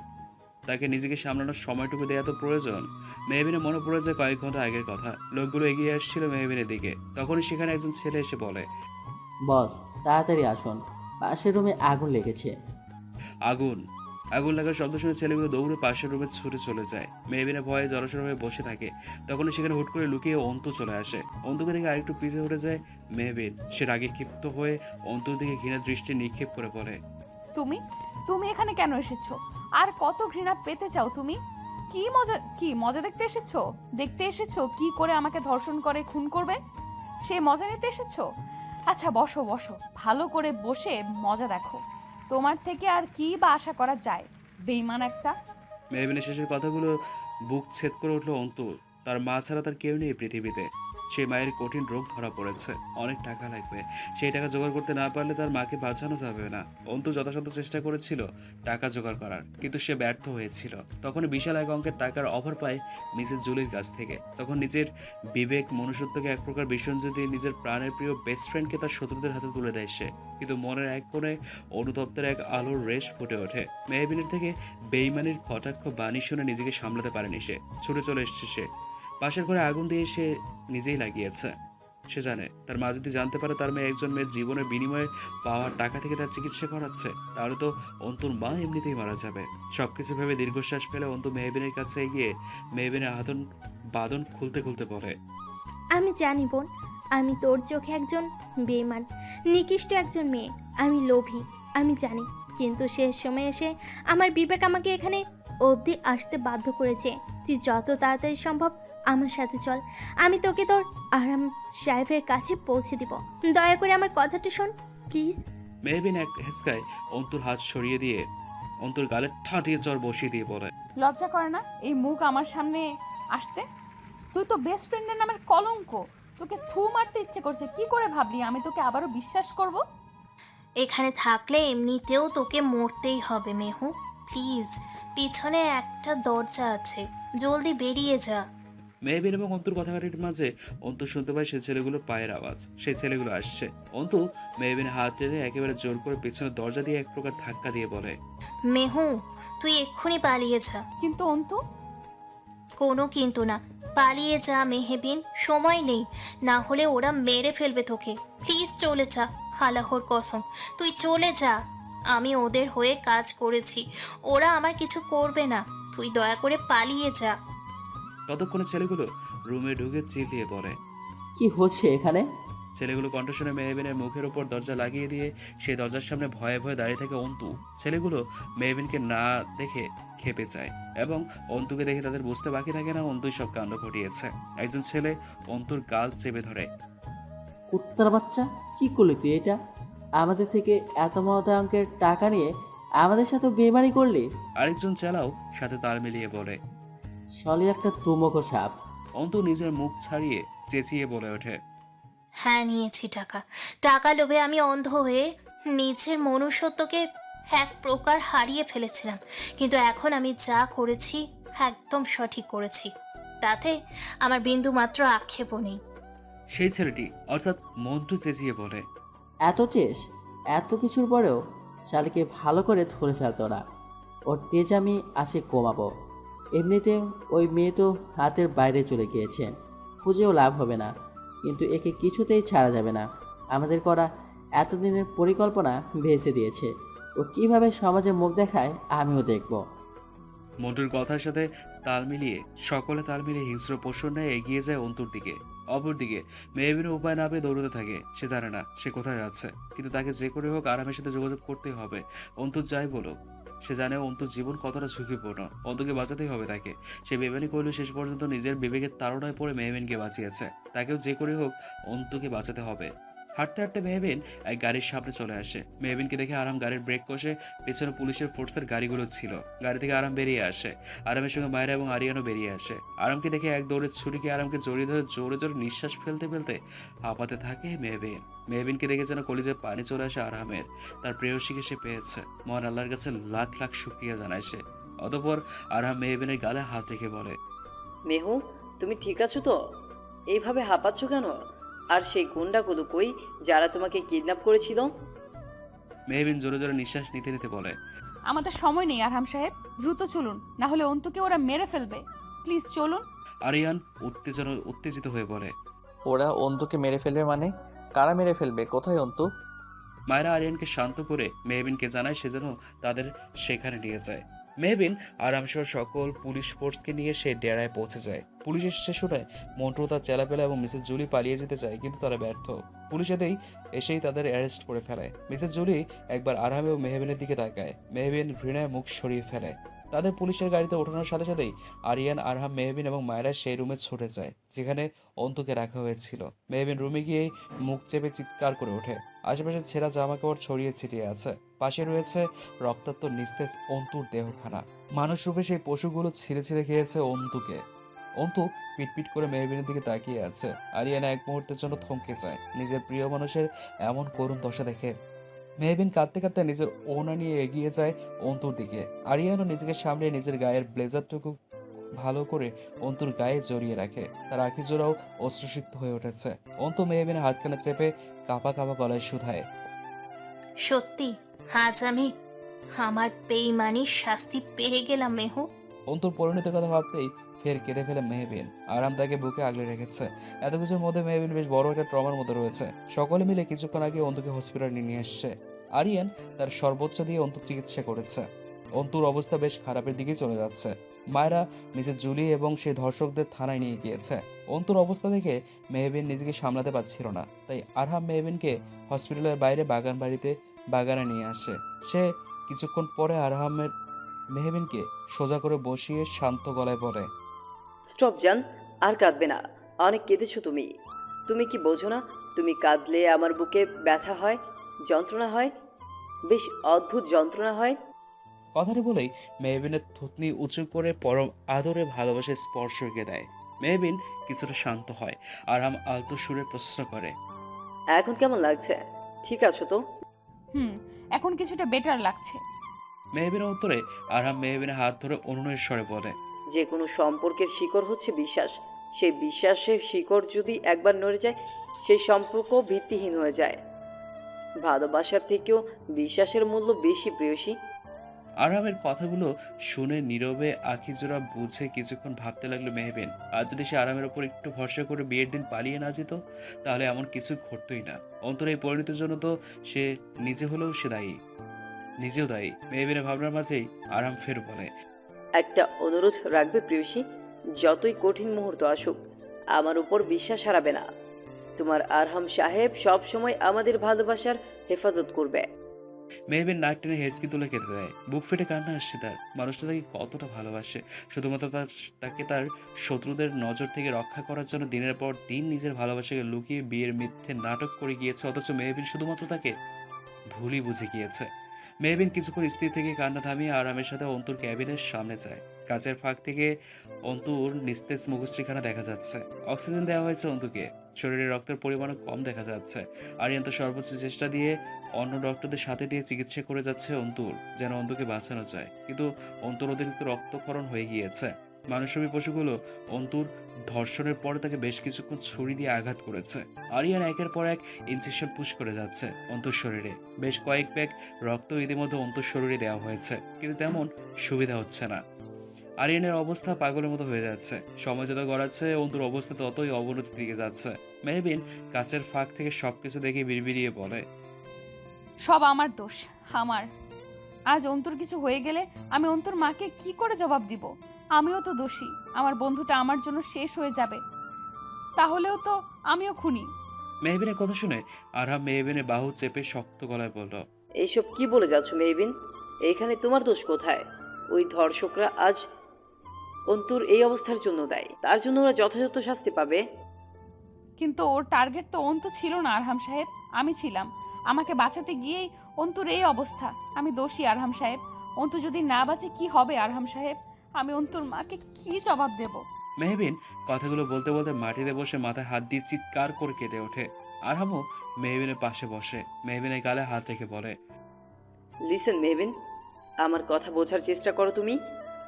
এত কিছুর মধ্যে তোমার দোষ নেই। অন্তু অন্যায় করেছে বলে আজ তার এই দশা। হ্যাঁ, কিন্তু সে শেষ মুহূর্তে এসে নিজের ভুল বুঝতে পেরে নিজের জীবনের বিনিময়ে তোমাকে বাঁচিয়েছে। তাই ওই ধর্ষকদের সব খুব অন্তুর উপর গিয়েছে। এতে তোমার দোষ নেই মেহবিন। প্লিজ নিজেকে এইভাবে দোষারোপ করো না। কিচ্ছু হবে না অন্তুর। আরিয়ান একজন গ্রেট ডক্টর। আরিয়ান তার সর্বোচ্চ চেষ্টা দিয়ে অন্তুকে ঠিক বাঁচিয়ে নেবে। আমাদের শুধু মহান আল্লাহর উপর ভরসা রাখতে হবে। মহান আল্লাহ তাআলা মাঝে মাঝে আমাদের পরীক্ষা নিয়ে থাকেন। আনাস রাদিয়াল্লাহু আনহু নবী সাল্লাল্লাহু আলাইহি সাল্লাম থেকে বর্ণিত, তিনি বলেন, বিপদ যত বড় হবে প্রতিদানও তত মহান হবে। আল্লাহ তাআলা যখন কোনো জাতিকে ভালোবাসেন তখন তাদেরকে বিপদে ফেলে পরীক্ষা করেন। যেই লোক তাতে বিপদে সন্তুষ্ট থাকে তার জন্য রয়েছে আল্লাহ তাআলার সন্তুষ্ট। আরামের কথা শুনে নিজের ভুল ভাবনা থেকে বেরিয়ে এলো মেহবিন। এখন তাকে আল্লাহর উপর ভরসা রাখতে হবে। মেহবিন দেয়ালে পিঠ ঠেকিয়ে বলল, আরহাম সাহেব, আমার খুব কষ্ট হচ্ছে। একটু শান্তি লাগবে। আপনি কি আমায় সেই শান্তির সন্ধান দিতে পারবেন? প্রেয়সীর আবদার ফেলতে পারলো না আরহাম। অকপটে বুঝে ফেললো মেহবিন এই মুহূর্তে ঠিক কী চাইছে। আরহাম সামান্য এসে মেহবিনকে বুকে নিয়ে আলতো করে মেহবিনের মাথায় হাত বুলিয়ে দিতে থাকে। মেহবিন যেন অনেকদিন পরে শান্তির ঠিকানা খুঁজে পেল। কম ঝড় তো বয়ে যাচ্ছে না তাদের উপর দিয়ে। আজ আরামে ভালোবাসার ছোঁয়া একটু একটু করে তাদের জীবনের ঝড় যেন থেমে যাচ্ছে। মেহবিন ঘুমের দেশে অজান্তেই তলিয়ে গেল। মেহবিনকে ঘুমিয়ে যেতে দেখে আরহাম মেহবিনকে কোলে নিয়ে আরিয়ানের ক্যাবিনে থাকা ছোট্ট রেস্টরুমে শুয়ে দিল এবং একজন নার্সকে মেহবিনের দায়িত্ব দিয়ে হসপিটাল থেকে বেরিয়ে গেল। হুট করেই তার নেত্রপল্লব ক্রোধের টকটকে লাল হয়ে গেল।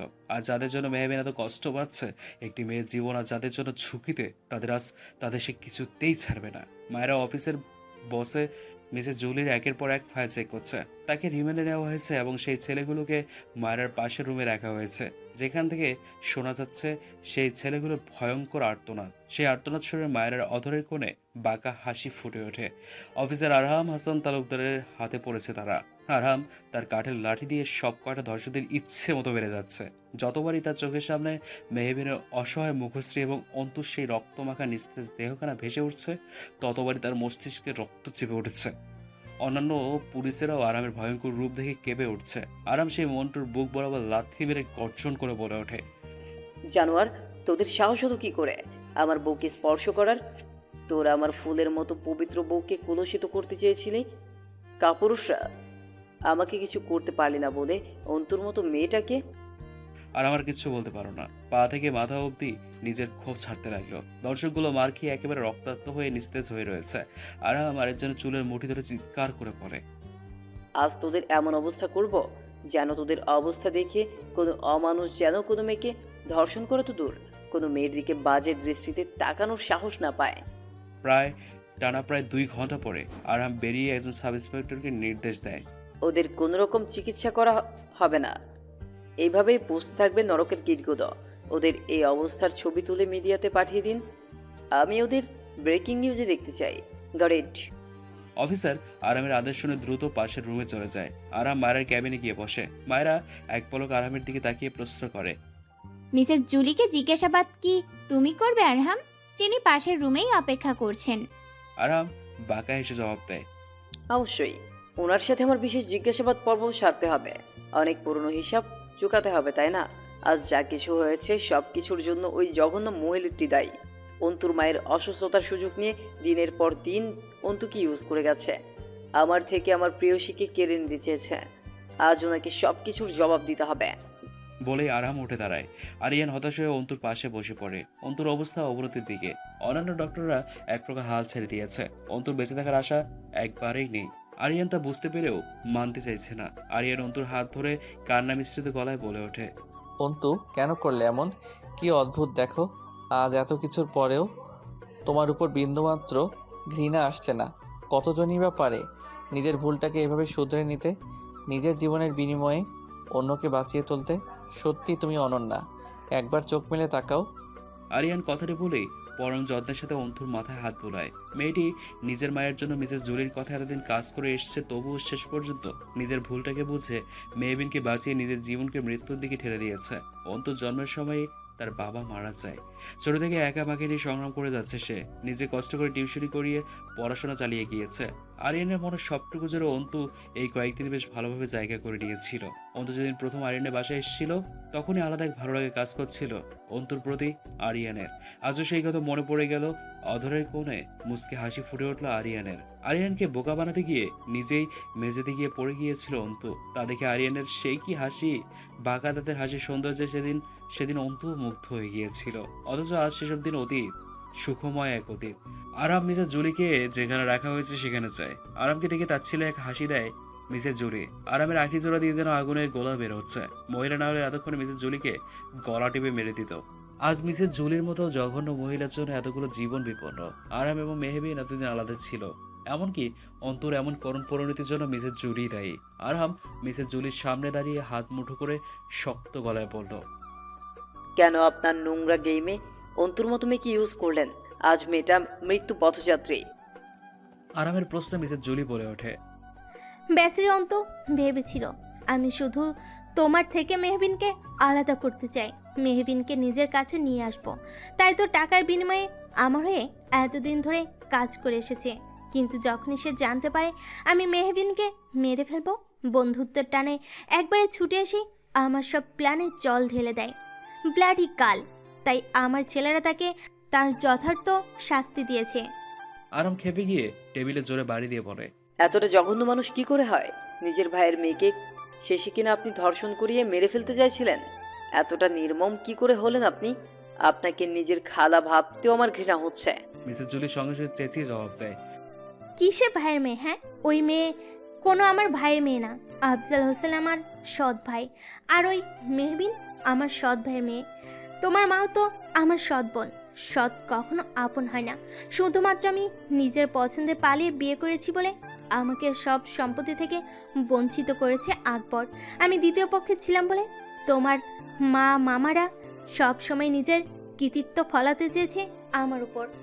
সেটা আপনার ভালোর জন্যই করা হয়েছিল মিসেস জুলির। আপনি একজন ড্রাগ ডিলারের হাত ধরে পালিয়েছিলেন। সে অসৎ মানুষের সাথে থেকে আপনিও আজ এমন এক জঘন্য পর্যায়ে চলে গেছেন। লজ্জা করে না? এত বড় অপরাধ করেও এভাবে চেঁচিয়ে যাচ্ছেন। মিসেস জুলি অট্টহাসিতে ফেটে পড়ে। আরাম শক্ত মুখে দাঁড়িয়ে রয়েছে, রাগে তার হাত পা কাঁপছে। মিসেস জুলি হঠাৎ হাসি থামিয়ে বললেন, দিলারকে আমি ভালোবাসতাম। দিলার আমার ভালোবাসা পেয়ে একটু একটু করে ভালো হয়ে যাচ্ছিল, কিন্তু তুই কি করলি? আমার দিলারকে মেরেই ফেলি, এমনকি আমার 10 বছরের ছেলেকেও মেরে ফেলি তুই। তখন মনে হয়নি আরহাম তোর খালা কিভাবে বাঁচবে স্বামী সন্তান ছাড়া, ভালোবাসা ছাড়া? না, এই আফজাল হোসেন ভেবেছে, না তুই ভেবেছিলি। আফজাল আমাকে সাহায্যও করেনি, কারণ আমি তার আমাদের বিয়ে করেছি। আমাকে একদম নিঃস্ব করে দিয়েছিলি তোরা, তাই আমি তোদের সব থেকে কাছের মানুষ মেহবিনকে শেষ করে দিতে চেয়েছিলাম। বোঝাতে চেয়েছিলাম কাছের মানুষের মৃত্যু ঠিক কতটা কষ্ট দেয়, একটা গভীর যন্ত্রণা হয়। আজও মনে পড়ে আমার বুক শূন্য করে আমার ছোট্ট ছেলেটার লাশ আমাদের বাড়িতে এসেছিল। একদিকে দিলারের লাশ, আরেকদিকে আমার ছেলের লাশ। আমার কি অবস্থা হয়েছিল সেদিন? আচ্ছা, আমার ছোট্ট ছেলেটা কি করেছিল? কেন তাকে মেরেছিস তোরা? মিসেস জুলির কথা শুনে আরহামের মনে পড়ে যায় 3 বছর আগের কথা। গোপন সূত্রে জানতে পেরেছিল যে দিলার আজ বড় মাফিয়া রিকের সাথে ডিল ফাইনাল করতে এসেছে শহরের এক ক্লাবে। রিকের সাথে এক পর্যায়ে বেশ ঝামেলা হয় দিলারের সাথে তার ছোট্ট ছেলেটিও ছিল। দিলারকে মারতে গিয়ে তখন দিলারের ছেলের ওপর গুলি ছোড়ে রিক। তখন পাগল প্রায় হয়ে রিকের ওপর পাল্টা গুলি চালায় দিলার। ওপর মহলের নির্দেশে আরহামরা সেখানে গিয়ে আক্রমণ করে, কিন্তু দিলার পালিয়ে যেতে নিলে আরহাম তাকে ইনকাউন্টার করে। তখন সেই গুলিতে মারা যায় দিলার। কিন্তু রিকের লোকরা মিসেস জুলিকে ভুল তথ্য দিয়েছে যে দিলারের সাথে তাদের ছেলেকেও আরহাম মেরেছে। আরহাম কিছুক্ষণ চুপ থেকে শান্ত গলায় বলল, দিলার তার অন্যায়ের জন্য শাস্তি পেয়েছে, কিন্তু ইরাদকে আমি মারিনি। আপনি এতদিন ভুল জেনেছেন। রিক মেরেছিল ইরাদকে। মিসেস জুলি আরহামের দিকে তাকাতেই আরহাম মাথা নাড়িয়ে ঘৃণার সুরে বলে ওঠে, একজন অপরাধীর জন্য এতদিন ধরে কম পাপ করেননি আপনি। ভুলটাকে পুঁজি করে আমার প্রেয়সীকে টার্গেট করে আমাদের শাস্তি দিতে চেয়েছিলেন, কিন্তু দিন শেষে আদৌ কি পেলেন আপনি? একজন মেয়ে আজ তার জীবন হারাতে চলেছে শুধুমাত্র আপনার জন্য। আমি আপনার সর্বোচ্চ শাস্তি দেওয়ার চেষ্টা করব। মনে রাখবেন, জেলেই আজীবন একরাশ মানসিক অশান্তি নিয়ে পচে মরবেন আপনি। কথাটি বলেই আরহাম বেরিয়ে যায় গড়গড় পায়ে। অপরদিকে মেহবিন নামাজে 2 হাত তুলে মোনাজাত করে আল্লাহর দরবারে অন্তুর জন্য দোয়া করে। অতঃপর নিজেকে শান্ত করে ধীর পায়ে অন্তুর ক্যাবিনের দিকে যায়। অন্তু যা করেছে তারপরে তার কোনো প্রকার ঘৃণা নেই মেহবিনের। নিজের জীবনকে বিপন্ন করে মেহবিনকে বাঁচিয়েছে সে। অন্তুকে দেখার শক্তিটুকুও পাচ্ছে না সে ক্যাবিনের বাইরে দাঁড়িয়েই আশেপাশে দেখাচ্ছে। তার আঁখি যেন শুধুমাত্র তার আরহাম সাহেবকে খুঁজে বেড়াচ্ছে। অবশেষে একজোড়া ভরসার হাত খুঁজে পেল মেহবিন। আরহাম এসে শক্ত করে মেহবিনের হাতখানা মুঠোয় ভরে নিল। আরামকে দেখেই শক্ত করে জড়িত হলো মেহবিন। হেসকি তুলে কাঁদতে কাঁদতে সে বলে উঠল, আরহাম সাহেব, অন্তু। আর কিছু বলতে পারল না সে। সময়ের সাথে সাথে তার কান্নার বেগ বৃদ্ধি পাচ্ছে। আরহাম মেহবিনের মাথায় হাত বুলিয়ে বলল, কোনো চিন্তা করো না প্রেয়সী। আজ অন্তুর অবস্থার জন্য যারা দায়ী, যাদের জন্য এতদিন আমরা কষ্ট পেয়েছি, আলাদা থেকেছি, আজ সকলকে তোমার আরহাম সাহেব শাস্তি দিয়েছে। মিসেস জুলি সর্বোচ্চ শাস্তির ব্যবস্থা আমি করব। আরামের কথা শুনে কিছুটা হলেও শান্ত হলো মেহবিন। তাদের কথার মাঝেই একজন মধ্যবয়স্ক মহিলা দৌড়াতে দৌড়াতে মেহবিনের কাছে ছুটে আসে। তিনি সম্পর্কে অন্তুর মা। অন্তুর মাকে দেখে মেহবিন অন্তুর মায়ের হাত ধরে বলল, আন্টি, আপনি এখানে? আপনি এই শরীর নিয়ে কেন আসতে গেলেন? অন্তুর মা কাঁদতে কাঁদতে বললেন, আমি নিউজ দেখেছি মা। আমি কি করে না এসে পারি মা, বলো? ছোট থেকে কম কষ্ট করেনি আমার মেয়ে, সে আজ মৃত্যু পথযাত্রী। আজ আমার মেয়ে সমাজের কাছে দর্শিতা। আমি কি করে সহ্য করব মেয়ের এই দশা? অন্তুর মায়ের কথা শুনে মেহবিন কি বলবে বুঝতে পারছে না। আজ অন্তু তাকে না বাঁচালে সেও আজ ধর্ষিতা রূপে সমাজের কাছে পরিচিত পেত। তখন কেমন হতো তার জীবন? অন্তুর মা ফের বলে, মেহুমা, আরাম বাবা, আমাকে তোমরা আমার মেয়ের কাছে দয়া করে নিয়ে যাও। অন্তুর মায়ের কথায় অন্তুর মাকে কেবিনে নিয়ে আসা হয়। আরিয়ানকে অন্যরা ডাক্তাররা বোঝাতে ক্লান্ত, কিন্তু আরিয়ান কিছুতেই বুঝতে চাইছে না যে অন্তু বাঁচবে না। ডক্টর সৌভিক বলে, doctor Ariyan, try to understand. ওনার শরীর থেকে অনেক ব্লাড লস হয়ে গেছে, ওনাকে বাঁচানো সম্ভব নয়। সৌভিকের কথা শুনে মেহবিন থমকে যায়। অন্তুর মা মুখ চেপে কেঁদে ওঠে, জাস্ট স্টপ। আমি আরও বড় বড় ডক্টর হায়ার করব। দরকার পড়লে আমি আমার অন্তুকে দেশের বাইরে নিয়ে গিয়ে চিকিৎসা করাবো, তবু ওকে বাঁচতেই হবে। কথাটি বলে আরিয়ান অন্তুর পাশে বসে অন্তুর গালে হাত রেখে অনুরোধের সুরে বলল, অন্তু, এই অন্তু, দয়া করে চোখ খুলে লক্ষ্মীটি। দেখো, কেউ তোমার উপর রেগে নেই, সবাই তোমাকে ভালোবাসবে। আমিও তোমাকে অনেক ভালোবাসি, কখনো বলা হয়ে ওঠেনি, তবে আজ বলছি। হ্যাঁ, আমার মনের গহীনে অন্তু নামক মেয়েটির বসবাস, যে হুট করে ঝড়ের মতো আমার জীবনে এসেছিল। কিন্তু আমি তাকে ঝড়ের মতো হুট করে আমার জীবন থেকে বিলীন হয়ে যেতে দিব না। আরিয়ান কথাটি বলে কেঁদে ফেলে। আরহাম গিয়ে আরিয়ানের কাঁধে হাত রাখে। বড্ড বেশি ভালোবেসে ফেলেছে তার ভাই অন্তুকে। সে নিজে উপলব্ধি করেছে ভালোবাসা মানুষকে হারানোর যন্ত্রণা কতটা তীব্র। তখনই অন্তু হুট করে মৃদু মৃদু করে আঁখিজোড়া বেঁধে তাকায়। মেহবিন তা দেখে খুশি হয়ে পড়ে। সবাই দেখো, অন্তর জ্ঞান ফিরেছে। আরিয়ানও তা দেখে খুশি হয়ে অন্তুর হাত ধরে বলে ওঠে, আমি জানতাম তোমার কিচ্ছু হবে না। আল্লাহ ঠিক আমার প্রার্থনা শুনবে। অন্তু মেহবিনকে হাত বাড়িয়ে ডাকে। মেহবিন অন্তুর কাছে গিয়ে অন্তুর কপালে চুমু দিয়ে বলে, এখন সব ঠিক হয়ে যাবে অন্তু। তুই আমার জন্য যা করলি, এখন তুই শুধু তাড়াতাড়ি সুস্থ হয়ে যা। অন্তু জোরে জোরে নিঃশ্বাস নিয়ে পড়ে। আমি আমার বেইমানির শাস্তি পেয়েছি মেহু। তুই আমাকে সব সময় ভালোবেসেছিস, কিন্তু আমি শেষে তোকেই বিপদের মুখে ঠেলে দিলাম। প্লিজ অন্তু, এইসব কথা বাদ দাও, অনেক হয়েছে তো। আরামের কথা অন্তু বলে ওঠে, না আরহাম ভাইয়া, আমাকে বলতে দিন। আমি অনেক বড় অন্যায় করেছি। আপনারা বড় মনের মানুষ, তাই আমাকে ক্ষমা করে দিয়েছেন। আমার হয়ে শুধু একটা উপকার করবেন আপনারা। আমার অসুস্থ মাকে দেখে রাখিয়েন। আমি ছাড়া আমার মায়ের কেউ নেই। এসব কথা বলার মানে কি? কিচ্ছু হবে না তোমার। আমি একজন ডক্টর হয়ে বলছি তোমায়।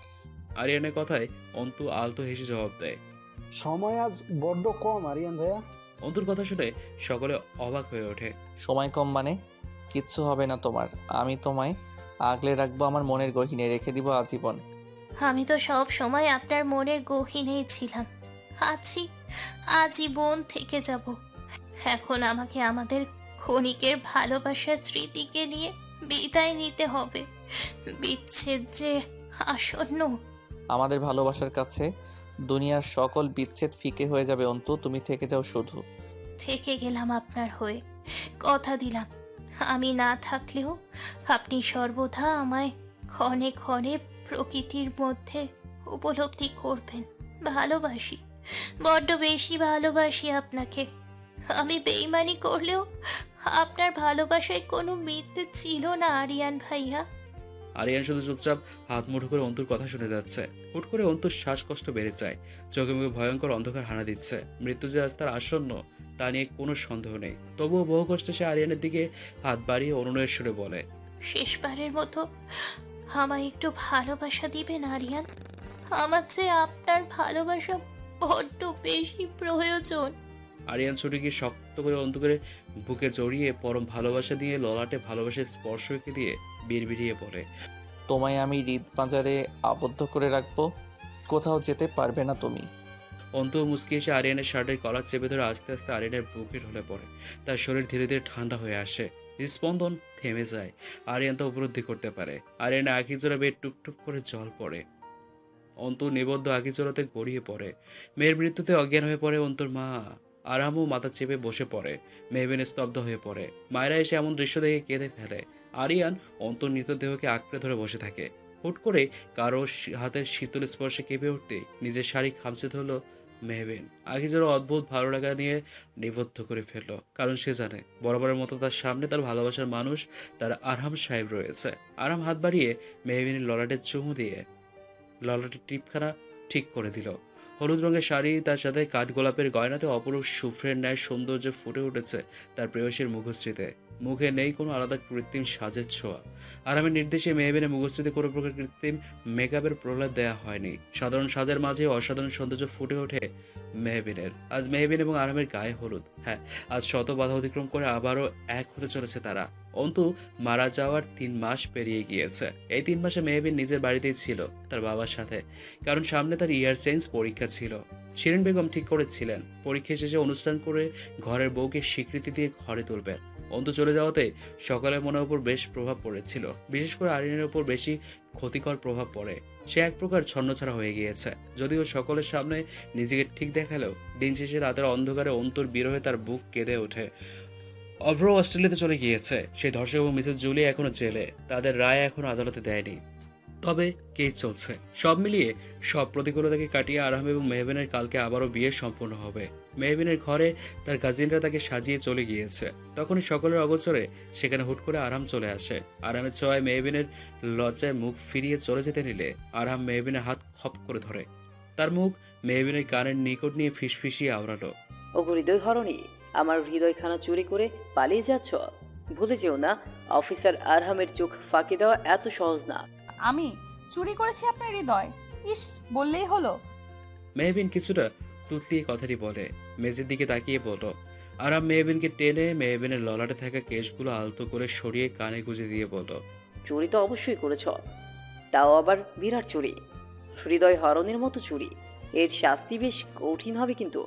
সামান্য হৃদয়টুকুই তো চুরি করেছি, তাতে কি এমন মহাভারত অশুদ্ধ হয়ে গেল শুনি? মেহবিন মুখ বেগিয়ে প্রশ্ন করলো আরহামকে। আরহাম আলতো হেসে জবাব দিয়ে বলল। বেশ বিরাট ক্ষতি হয়ে গিয়েছে ম্যাম।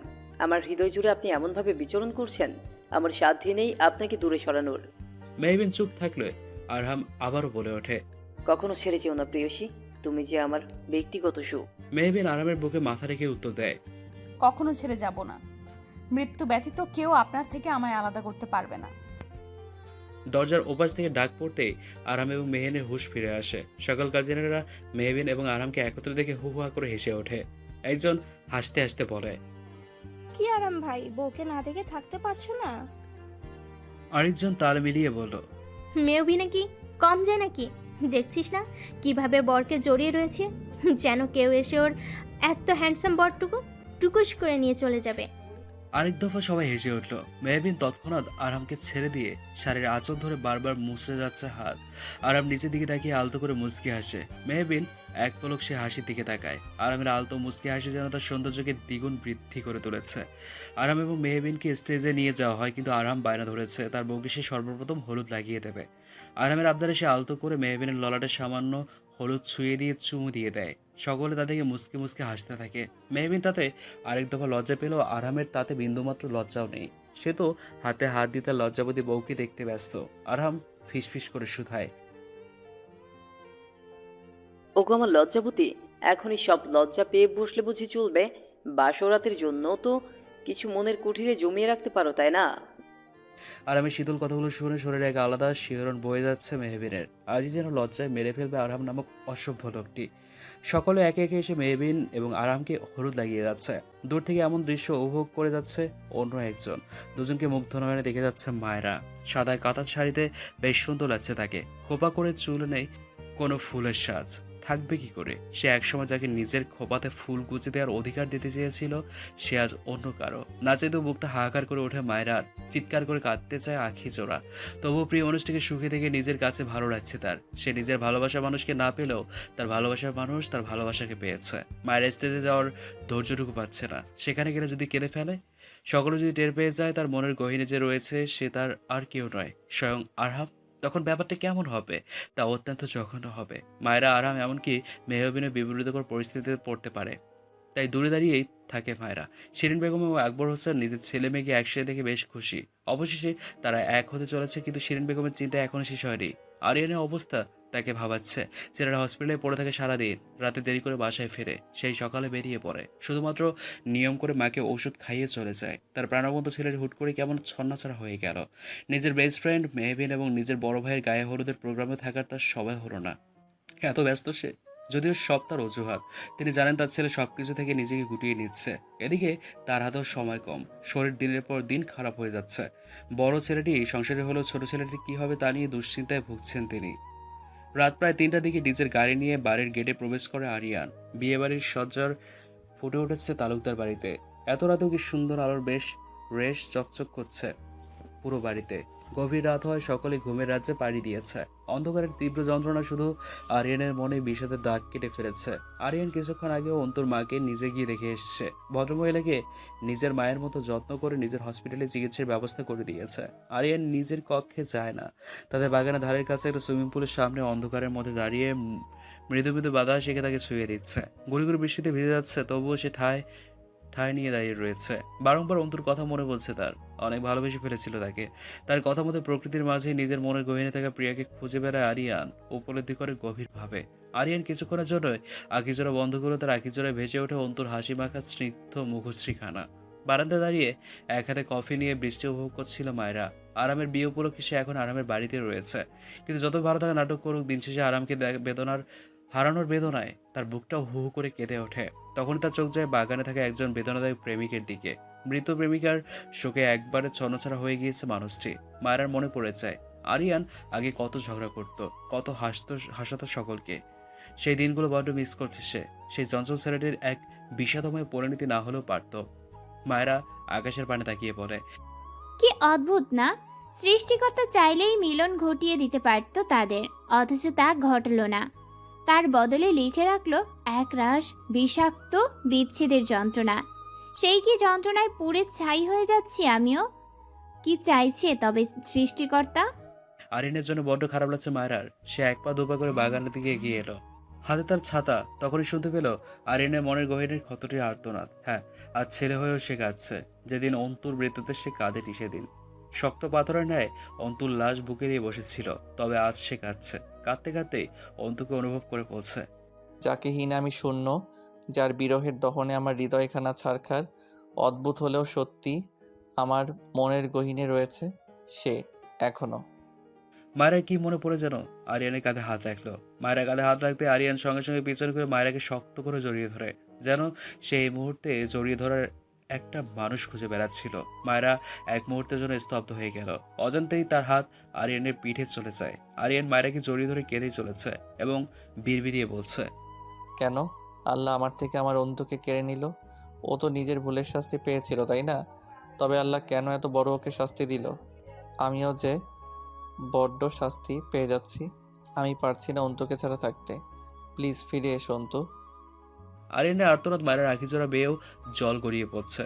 আরিয়ান বেশ কিছুক্ষণ পর কান্না থামিয়ে যখন উপলব্ধি করছে সে আবেগে মায়াকে জড়িয়ে ধরে রেখেছে, তৎক্ষণাৎ সে মায়েরাকে ছেড়ে দিল। নিজের মাথা নুইয়ে বিনয়ের সহিত কিছুটা অপরাধীর ন্যায় বলে ওঠে, সরি মায়েরা, প্লিজ আমাকে ভুল বোঝো না। আমি আসলে আরিয়ানকে থামিয়ে আরিয়ানের দিকে একটা ছাতা এগিয়ে দিয়ে বলল, সমস্যা নেই, আমি বুঝেছি। এই নাও ছাতাটা, ভিজে গিয়ে কিন্তু জ্বর এসে পড়বে। তখন তোমার ভাই নিজের বিয়ে ফেলে তোমার পিছনেই ছুটে বেড়াবে, বিশেষ করে তোমার অসুস্থ মা। লাগবে না, কোনো জ্বর টর আসবে না আমার। তুমি এখন চলে যাও, আমি নিজেকে ঠিক সামলাতে পারবো না। আরিয়ান কিছুটা বিরক্ত নিয়েই কথাগুলো বলে পকেট থেকে সিগারেট বের করে নিলে মায়েরা তা নিয়ে দ্রুত ফেলে দেয়। আরিয়ান মায়ের এমন আচরণে চরম ক্ষিপ্ত হয়ে যায়, খেপে গিয়ে বলে, সমস্যা কি তোমার? বলছি না চলে যেতে। সমস্যা তো অবশ্যই রয়েছে। ডক্টর হয়ে হেলথের জন্য ক্ষতিকর সিগারেট খাবে তা তো মোটেও ঠিক নয়। অনেক সময়টা পেরিয়ে গিয়েছে, এখন তো নিজেকে সামলাও। তোমার মতো আমিও বলতে গেলে এক সিচুয়েশনে রয়েছি। যদিও তোমার যন্ত্রণা তীব্র, কিন্তু আমার অবস্থা দেখো। তুমি তাও এই ভেবে বেঁচে রয়েছে তোমার প্রিয় মানুষটি বেঁচে নেই বলে। তাকে তুমি হারিয়েছো, কিন্তু আমি, আমার ভালোবাসার মানুষ তো বেঁচে থেকেই আমার হলো না, সে কাল হবে অন্য কারো। ভালোবাসার মানুষ অন্য কারো হয়ে যাওয়া ব্যথা সহ্য করেও কিন্তু আমি দিব্যি নিজেকে ঠিক রেখেছি। তাহলে তুমি কেন পারবে না? আন্টির অবস্থা দেখেছো তুমি? মানুষটা তোমার শোকে কাতর, প্রায় লাস্ট স্টেজে আছেন এখন উনি। ওনার শেষ সময়ে যদি তুমি মানসিক অশান্তিতে ভোগো, সেইটা ওনার জন্য কতটা ক্ষতিকর হবে বুঝতে পারছো তুমি? নিজের জন্য না হলেও নিজের মা, নিজের পরিবারের জন্য নিজেকে এইবার একটু সামলাও দয়া করে। মায়ের কথাগুলো শুনে এক মুহূর্তের জন্য থমকে দাঁড়ায় সে। সত্যি তাকে এইবার নিজেকে সামলাতে হবে। অন্তুকে সে আজীবন মনের গহীনে রেখে দেবে, কিন্তু নিজের পরিবারের জন্য হলেও তাকে এগিয়ে যেতে হবে, সামলাতে হবে নিজেকে। সে হাত বাড়িয়ে মায়ের হাতে থাকা ছাতা নিয়ে নেয়। মায়েরাকে ভিজতে দেখে সে নিজেও মায়ের মাথায় ছাতা ধরে। মায়েরা আলতো হাসে। দূর থেকে নিজের বারান্দা দাঁড়িয়ে সমস্ত কিছু গভীরভাবে পর্যবেক্ষণ করেন শিরিন বেগম। অনেক বড় পাথর যেন বুক থেকে সরে গেল তার। অজান্তে মুচকি হাসি দেন তিনি। তার ছন্নছাড়া ছেলেটির জীবনের ছন্দ ফিরিয়ে দিতে অবশেষে মহান আল্লাহ তাআলা কাউকে পাঠিয়ে দিলেন। আর কোনো চিন্তা নেই তার। বৃষ্টির মাঝে আরামের কথা বেশ মনে পড়ছে মেহবিনের। বৃষ্টি আসলেই যেন অজানা এক লজ্জা তাকে ঘিরে ধরে। 2 মাস আগে সেই বৃষ্টি ভেজা রাতের কথা মনে পড়তে সে এক প্রকার লজ্জায় মুখ ঢেকে ফেলে।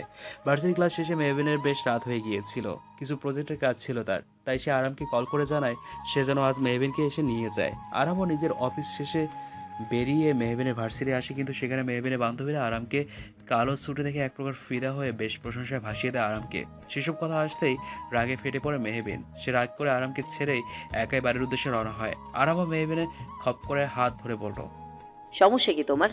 এইভাবে চলে যাচ্ছ কেন? আরামের প্রশ্ন মুখ ঘুরিয়ে মেহবিন রাগে ফুসতে ফুসতে বলে। আরহাম মাথায় হাত দিয়ে ফেলে, তার প্রেয়সী আজ খুব খেপেছে। আরহাম হতাশার সুরে বলে, তো আমি কি করব? এগুলো নর্মালি নাও। আরহাম হাসান তালুকদারের প্রতি এই ক্রাশ টাইপ ব্যাপার রিলেটেড ছিল, এগুলো কমন ব্যাপার।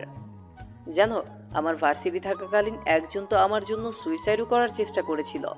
যদিও মেয়েটা যথেষ্ট সুন্দরী ছিল, সব ছেলেরা হাবুডুবু খেত তার প্রেমে, কিন্তু তাও তার মতো সুন্দরী মেয়েকে আমি তোমার জন্য ইগনোর করেছি। ওই যে ছোটবেলায় সে এক প্রেমে পড়েছি, সেই প্রেমের মায়া থেকে আর সরতেই পারলাম না। সেদিক থেকে এই মেয়ের কাছে তোমার এইসব সেদিক থেকে সে মেয়ের কাছে তোমার এইসব ভার্সিটির ফ্রেন্ডরা কিছুই না, বুঝলে? আরামের মুখে অন্য কারো সৌন্দর্যের কথা শুনে আরো আরেক দফা রেগে যায় মেহবিন। চিৎকার করে বলে ওঠে, তো সেই মেয়েকেই বিয়ে করতেন? এতই যখন বিশ্ব সুন্দরী ছিল সে, আমাকে কেন বিয়ে করেছেন? আমিও চলে যাব, অনেক দূরে চলে যাব, কোথাও খুঁজে পাবেন না আমাকে, তখন বুঝবেন মজা। মেহবিনের কথা শুনে বুকে মোচড় দিয়ে ওঠে আরামের। তার মস্তিষ্কে হুট করে একরাশ ক্ষোভ চেপে বসে। সে খপ করে মেহবিনের হাত ধরে চেঁচিয়ে পড়ে, কি? কখন ঘরে চলে যাব? চলে যাব বলছো? হ্যাঁ, এখন তুমি চাইলেও আমার থেকে কোথাও যেতে পারবে না। দুনিয়ার কারো সাধ্য নেই আমার মনের গহীনে থাকা আমার প্রেয়সীকে আমার থেকে দূরে সরানোর। মাইন্ডেড। কথাটি বলেই আরাম মেহবিনকে জোর করে নিজের গাড়িতে বসিয়ে দেয়। মেহবিন যথেষ্ট ছটফট করে চলেছে গাড়ি থেকে নেমে যাওয়ার। মেহবিন কিছুটা ন্যাকা কান্না দিয়ে বলল, এমন করলে আমিও কিন্তু অন্তর মতো একদিন চলে কথাটি বলতে গিয়ে মেহবিন থেমে যায়। আরামের আঁখি জোড়া যথেষ্ট লাল হয়ে গিয়েছে, রাগের রক্ত তার কপালে স্পষ্ট ফুটে উঠেছে। মেহবিন ভয়ে কেঁপে ওঠে। সে বেশি ব্যবহার করে ফেলেছে বিষয়টিতে। আরাম যথেষ্ট স্পিড নিয়ে গাড়ি চালায়। মেহবিন ভয়ে চুপচাপ থাকে। ফুল স্পিডে গাড়ি চালিয়ে 5 মিনিটে নিজের বাড়ির সামনে ব্রেক কষে সে। মেহবিন কিছুটা ঝুঁকে যায়। মেহবিন কিছুটা অবাক হয়ে যায়। আরাম কেন তাকে তালুকদার বাড়িতে নিয়ে এসেছে? এমনিতে সে শান্ত মেজাজের মানুষ হলেও একবার রেগে গেলে তাকে সামলানো মুশকিল হয়ে ওঠে। আরাম বেরিয়ে মেহবিনের হাত ধরে টানতে টানতে বাড়িতে নিয়ে আসে। বাড়ি আজ সম্পূর্ণ ফাঁকা। শিরিন বেগমকে নিয়ে আরিয়ান 2 দিনের জন্য মালয়েশিয়া গিয়েছে চিকিৎসার জন্য। অন্যান্য কাজের স্টাফরাও আরামকে দেখে নিজেদের ঘরে চলে যায় ভয়ে। আরাম মেহবিনকে টেনে নিয়ে আসে, অতঃপর দরজা বন্ধ করে ফেলে। নিজের গায়ে ব্লেজারটা ফেলে দিয়ে মেহবিনের দিকে এগিয়ে যেতে যেতে বলে ওঠে, খুব শখ না আমাকে ছেড়ে দূরে চলে যাওয়ার? আজ তুমি মাত্রাধিক কথা বলেছ, তার শাস্তি তো তোমাকে পেতেই হবে। মেহবিন কাঁপতে কাঁপতে বলে। আমি তারপর আর কিছু বলতে পারেনি মেহবিন। আরাম তার অধৈর্যরা নিজের অধরে দখলে নিয়ে নেয়। ভালোবাসার সাথে বেশ কয়েকটা কামড় দিয়েও দেয়। মেহবিন ব্যথায় আরামের পিঠ খামচে ধরে। বেশ কিছুক্ষণ পরে মেহবিনের অধৈর্যরা ছেড়ে উঠে দাঁড়ায় আরহাম। মেহবিন আয়নায় নিজের ক্ষতখানা দেখে ফুপিয়ে কেঁদে ওঠে। আরাম তা দেখে আলতো হেসে বলে, এখন থেকে বুঝে শুনে কথা বলবে, আর যতবার আমাকে ছেড়ে যাওয়ার কথা ভাববে ততবার এই ক্ষত দেখে নিও। তখনই বাইরে প্রচণ্ড ঝড় বৃষ্টি শুরু হয়ে যায়। বাস পড়তে থাকে বেশ জোরে। মেহবিন দ্রুত গিয়ে আরামকে খপ করে জড়িয়ে ধরে কাঁপতে থাকে ভয়ে। দুজনের হৃদয়ে একই সাথে কম্পিত হতে থাকে। আরাম হাত দিয়ে খুব যত্ন করে মেহবিনের কাঁপা কাঁপা চিকন অধৈর্যতাতে আলতো করে স্পর্শ করে কেঁপে ওঠা সারা অঙ্গ মেহবিনের। বাইরের ঝড়ের সাথে সাথে দুজনের মনেও সমান্তরাল ঝড় বইতে থাকে। আরাম যেন নিজেকে নিয়ন্ত্রণ করতে পারছে না। সে মেহবিনের কানে ফিসফিস করে অনুরোধের সুরে বলল, প্রিয়সী, আজকে আমরা আমাদের সম্পর্ককে পূর্ণতা দিতে পারি? তোমায় সম্পূর্ণ নিজের করে নেওয়ার অধিকারটুকু দিবে আমায়? আজ বড্ড ইচ্ছে করছে তোমায় নিয়ে ভালোবাসার এক সুখের সাগরে ডুব দিতে। সঙ্গী হবে আমার? মেহবিনের কি সাধ্যই আছে এমন অনুরোধকে নাকচ করার? সে তৎক্ষণাৎ আরামের বুকে ঝাঁপিয়ে পড়ে। নিজের প্রেয়সীর ইতিবাচক উত্তরে মুচকে এসে পাজাগুলো তুলে বিছানায় পরম যত্নে তাকে শুয়ে দেয়। মেহবিন বিছানা চাদর খামচে ধরে। আরাম আস্তে করে নিচের শার্ট খুলে মেহবিনের কপালে চুমুকে শক্ত করে তার হাত জোড়া আঁকড়ে ধরে পাড়ি দেয় এক সুখের ভালোবাসার সমুদ্রে। সেই রাতের কথা মনে পড়তে মেহবিন লজ্জায় আয়নার সামনে দাঁড়িয়ে থাকে। লজ্জায় তার ফর্সা মুখশ্রী টকটকে লাল হয়ে ওঠে। 2 মাস আগে সেই রাতে তাদের ভালোবাসা পূর্ণতা লাভ করে। মেহবিনের ভাবনার মাঝে তার প্রেমিক পুরুষ তাকে ফোন দিয়ে দেয়। মেহবিন তৎক্ষণাৎ ফোন রিসিভ করে ফেলে। ওপাশ থেকে সুমধুর পুরুষ কণ্ঠে আরহাম শুধায়। কি করছো প্রিয়সী? মেহবিন উত্তর দেয় না, লজ্জায় মাথা নুইয়ে থাকে। মেহবিন লজ্জা মাখে কণ্ঠে উত্তর দেয়। তেমন কিছু করছি না। হঠাৎ করে লজ্জার কারণ কি? ও এক সেকেন্ড, তুমি বৃষ্টি দেখে আবার সেই রাতের কথা ভেবে লজ্জা পাচ্ছ না তো? সঙ্গে সঙ্গে মেহবিন ভাবে লোকটা বুঝলো কি করে। মেহবিনের ভাবনার মাঝেই আরাম ফের হেসে বলে। কালকে রাতের লজ্জাটুকু একটু রেখে দিও প্রিয়সী। মেহবিন আরামের কথা শুনে খেপে গিয়ে পড়ে। অসহ্য লোক একটা। আরাম সঙ্গে সঙ্গে হেসে ওঠে। আজ আরহাম এবং মেহবিনের বিয়ে। মেহবিন বধূ বেশে সেন্টারের একটি বিশাল রুমে বসেছিল। তখনই শুনতে পায় আরহাম চলে এসছে। লজ্জায় আরেক দফা মুখ ঢেকে ফেলে। মেহবিনের বাবা আজ মহা ধুমধাম করে বড় সেন্টারে বিয়ের আয়োজন করেছেন। আরহামও বিশাল বোল গাড়ি নিয়ে, প্রায় 20টির মতো গাড়ি নিয়ে সেন্টারে প্রবেশ করে। তার পরনে গোল্ডেন শেডের ব্ল্যাকের মধ্যে শেরওয়ানি পরেছে, চোখে কালো সানগ্লাস, বেশ সুদর্শন লাগছে তাকে। আরামের সঙ্গে আরিয়ান এবং মায়রাও রয়েছে। আরিয়ান নিজেকে সামলিয়ে নিয়েছে একটু একটু করে।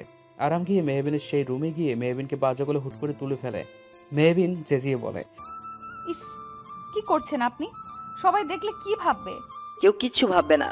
আমার লাল টুকটুকে বউকে আমি নিজে বিয়ের আসরে নিয়ে যাব। মনে রেখো প্রিয়সী, আজ আজীবনের জন্যে তোমায় আপন করে নিব। নিজের হাতে তোমার মনের গহীনে নিজের নাম রেজিস্ট্রি করব। আরাম মেহবিনকে কোলে তুলে নিয়ে বিয়ের আসরে নিয়ে যায়। দুজনের মধ্যে পর্দা টেনে দেওয়া হয়। কাজী সাহেব আরামকে কবুল বলতে বললে সে তৎক্ষণাৎ কবুল বলে ফেলে। মেহবিনকে কবুল বলতে বললে মেহবিন পর্দার আড়াল থেকে আরামের হাসি মাখা মুখশ্রী দেখে মুচকি হেসে কবুল বলে ফেলে। কবুল বলার সময় তার আঁখি জোড়া জলে পরিপূর্ণ ছিল। তা যে এক চরম সুখের কান্না। অবশেষে শত বাধা পেরিয়ে তারা এক হয়েছে। মেহবিনের পছন্দের কাঠগোলাপে আরহাম এবং মেহবিনের ঘরটি সাজানো হয়েছে। তার পাশে ছোট্ট পুলে লাল ফুলে সজ্জিত করে রাখা হয়েছে। মেহবিন অপেক্ষা করছে কখন আরহাম আসবে। আজ বাসর রাতে সে আরহামকে এক বিশেষ সারপ্রাইজ দেবে, কিন্তু আরহাম এখনও আসেনি। সেই বাড়িতে আসার পরেই দরজায় প্রবেশের আগ মুহূর্তে আরহামের একটি কল চলে আসায় আরহাম বেরিয়ে যায়। আরহাম মেহবিনকে কথা দিয়েছিল সে সময় মতো চলে আসবে, কিন্তু বেশ অনেকক্ষণ হয়ে গিয়েছে, তাও আরহামের কোনো খবর পাওয়া যাচ্ছে না। মেহবিনের চিন্তা হচ্ছে প্রচণ্ড। সে ফোন হাতে নিয়ে আরহামের নম্বর ডায়াল করে, কিন্তু ফোন বন্ধ। এবার সে প্রচণ্ড টেনশনে পড়ে যায়। রাত পেরিয়ে যাচ্ছে, এদিকে প্রায় 3:30 বাজে। মেহবিন কল করে যাচ্ছে, কিন্তু আরামকে কিছুতেই সে ফোনে পাচ্ছে না। আর এক মুহূর্ত অপেক্ষা না করে আরিয়ানের দরজায় নক করে। আরিয়ান ঘুমাচ্ছিল না, অন্তর পছন্দের এক উপন্যাস পড়ছিল। তাই সে তৎক্ষণাৎ দরজা খুলতে মেহবিনকে হাঁপাতে দেখে বলে। মেহু, কি হয়েছে তোর? তোর ভাই এখনো আসেনি আরিয়ান। আমি বুঝতে পারছি না কোথায় সে, ফোনটাও বন্ধ। কি বলিস? বাসরাতে ভাই হঠাৎ কোথায় গেল? আর তুই আমাকে এই কথা এতক্ষণে জানাচ্ছিস? আমি ভাবলাম তোরা সবাই ক্লান্ত, তার মধ্যে ফুপি অসুস্থ, জানলে যদি আরো অসুস্থ হয়ে যায়। মেহবিনের কথা শুনে আরিয়ান বলে, আচ্ছা, আমি দেখছি। আরিয়ানের কথা মাঝেই তার ফোনটা বেজে ওঠে। সেখানে মায়েরা জানায় আরামের ছোটখাটো একটা অ্যাক্সিডেন্ট হয়েছে। আরামের অ্যাক্সিডেন্টের খবর শুনে এক মুহূর্তের জন্য পাথরের ন্যায় দাঁড়িয়ে থাকে। সে এক মুহূর্ত অপেক্ষা না করে বধূবেশে হসপিটালের দিকে ছুটে যায়। আরিয়ান মেহবিনকে থামাতে গিয়ে নিজেও মেহবিনের পিছনে পিছনে ছুটে যায়। মেহবিন দৌড়তে দৌড়তে হসপিটালের করিডোরে এসে পৌঁছায়। মেহবিনের পিছনে আরিয়ানও আসে। সেখানে মায়েরা দাঁড়িয়েছিল। মেহবিন মায়ের কাছে গিয়ে কাঁদতে কাঁদতে বলে, মায়েরা আপু, উনি কোথায়? ওনার কি হয়েছে? উনি ঠিক আছেন তো? মায়েরা কিছু বলা পড়বে আরাম খুঁড়িয়ে খুঁড়িয়ে ক্যাবিনের করিডোরে এসে বলে, আমি এখানে, চিন্তা করো না। ঠিক আছে প্রিয়সী। আরামকে দেখে বুকে মোচো দিয়ে ওঠে মেহবিনের। শার্টের কলার কেমন অগোছালো, শার্টের এক সাইড ছেঁড়া, কপালে হাতে ব্যান্ডেজ। মেহবিন জাপ আরামকে জড়িয়ে ধরে কাঁদতে থাকে সে। আপনার এমন অবস্থা হলো কি করে? কোথায় চলে গিয়েছিলেন আপনি আমাকে ছেড়ে? আরাম সামান্য হেসে মেহবিনের মাথায় হাত বুলিয়ে বলে, আরে পাগলি, তেমন কিছু হয়নি, শুধু দোষীদের তাদের প্রাপ্য শাস্তিটুকু দেওয়ার ব্যবস্থা করেছি। মেহবিন আরামের বুক থেকে উঠে অবাক হয়ে পড়ে। মানে? মেহবিন আরামের বুক থেকে উঠে অবাক হয়ে বলল। আরাম সম্পূর্ণ ঘটনা বলতে থাকে। অন্তুকে যেসব ধর্ষকেরা মেরেছিল তারা কোনোভাবে পালিয়ে গিয়েছিল, তাই তাদের তৎক্ষণাৎ ধরতে আরাম তার ফোর্স নিয়ে তাদের পেছনে ধাওয়া করে। কিন্তু সেখানে এক পর্যায়ে তাদের সাথে বেশ মারপিট হয়। আরাম মার খেয়েই অনেকে হসপিটালে ভর্তি। মারামারির সময় আরামের কিছুটা আঘাত পাওয়ায় মায়েরা তাকেও হসপিটালে নিয়ে আসে। আরাম ঘটনাটি বলে মেহবিনের গালে হাত রেখে, আর কোনো চিন্তা নেই প্রিয়সী, ওই ধর্ষকদের বিরুদ্ধে সমস্ত ডকুমেন্ট জমা দেওয়া হয়ে গেছে। কালকেই রায় বেরিয়ে যাবে। মিসেস জুলির এবং ওই র্যাপিসদের ফাঁসি এবার কেউ আটকাতে পারবে না। আমাদের অন্তর খুনিদের বিচার সঠিকভাবে হবে। সবকিছু শুনে আরিয়ান স্বস্তির নিঃশ্বাস ফেলে। তার অন্তর্খুনিতে শাস্তি হয়েছে হবে অবশেষে। মেহবিনের মুখে হাসি ফুটে ওঠে। তার মধ্যে হুট করে মায়েরা বলে ওঠে, তার মধ্যে আরেকটা ব্যাড নিউজও আছে। আরহামের কাজে খুশি হয়ে উপর মহল থেকে আরহামকে এমন একটা মিশনে পাঠানো হচ্ছে, সেখানে গেলে বেঁচে ফিরে আসার চান্স 1%। এত ডেঞ্জারাস প্লেস। মেহবিন কথাটি শুনে আরামের হাত ধরে ছলছল নয়নে বলে ওঠে। এইসব কি বলছে মায়েরা আপু? আরাম গম্ভীর কণ্ঠে জবাব দেয়, নিজের ডিউটি তো ফুলফিল করতেই হবে প্রেয়সী, নিজের জীবনের কথা ভাবলে চলবে না। কথাটি বলে আরাম মেহবিনের ললাটে চুমু খেয়ে আশ্বাস দিয়ে বলে, তুমি চিন্তা করো না, আমি ঠিক ফিরে আসব। প্লিজ যাবেন না আরহাম সাহেব, এতে প্রচুর রিস্ক। আরাম মেহবিনের হাত ছেড়ে বলে, আমাকে আটকেও না প্রেয়সী, 5 থেকে 6 দিনের মধ্যে আমার ফ্লাইট, ডিউটি আমার করতেই হবে। এখন আপাতত আমরা বাসায় যাই। কথাটা বলে আরহাম এক পা বাড়ালে পেছন থেকে মেহবিন আরামের হাত নিজের পেটে রেখে অনুরোধের স্বরে বলল, থেকে যান না আরহাম সাহেব, খুব বেশি কি ক্ষতি হয়ে যাবে আমাদের জন্য থেকে গেলে? এখন তো আমরা একা নই, আমাদের সাথে আর একটি প্রাণও রয়েছে আরহাম সাহেব, যে আমাদের ভালোবাসার প্রতীক হয়ে আসতে চলেছে দুনিয়াতে। তার জন্য হলেও থেকে যান।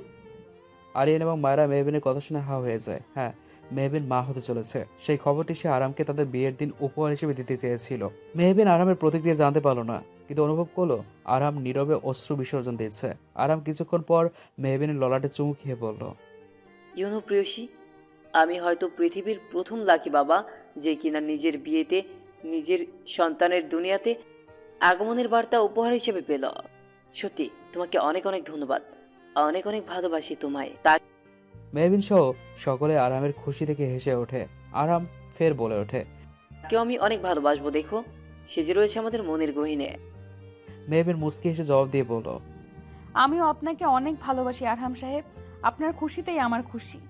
আরিয়ান হুট করে মেহবিন আর আরহামকে প্রশ্ন করে, আচ্ছা, তার নাম কি রাখা হবে? আরাম এবং মেহবিন একসাথে উত্তর দেয়, আরভিন। আরভিন। এইভাবে চলতে লাগলো তাদের দুষ্টু মিষ্টি ভালোবাসার সংসার।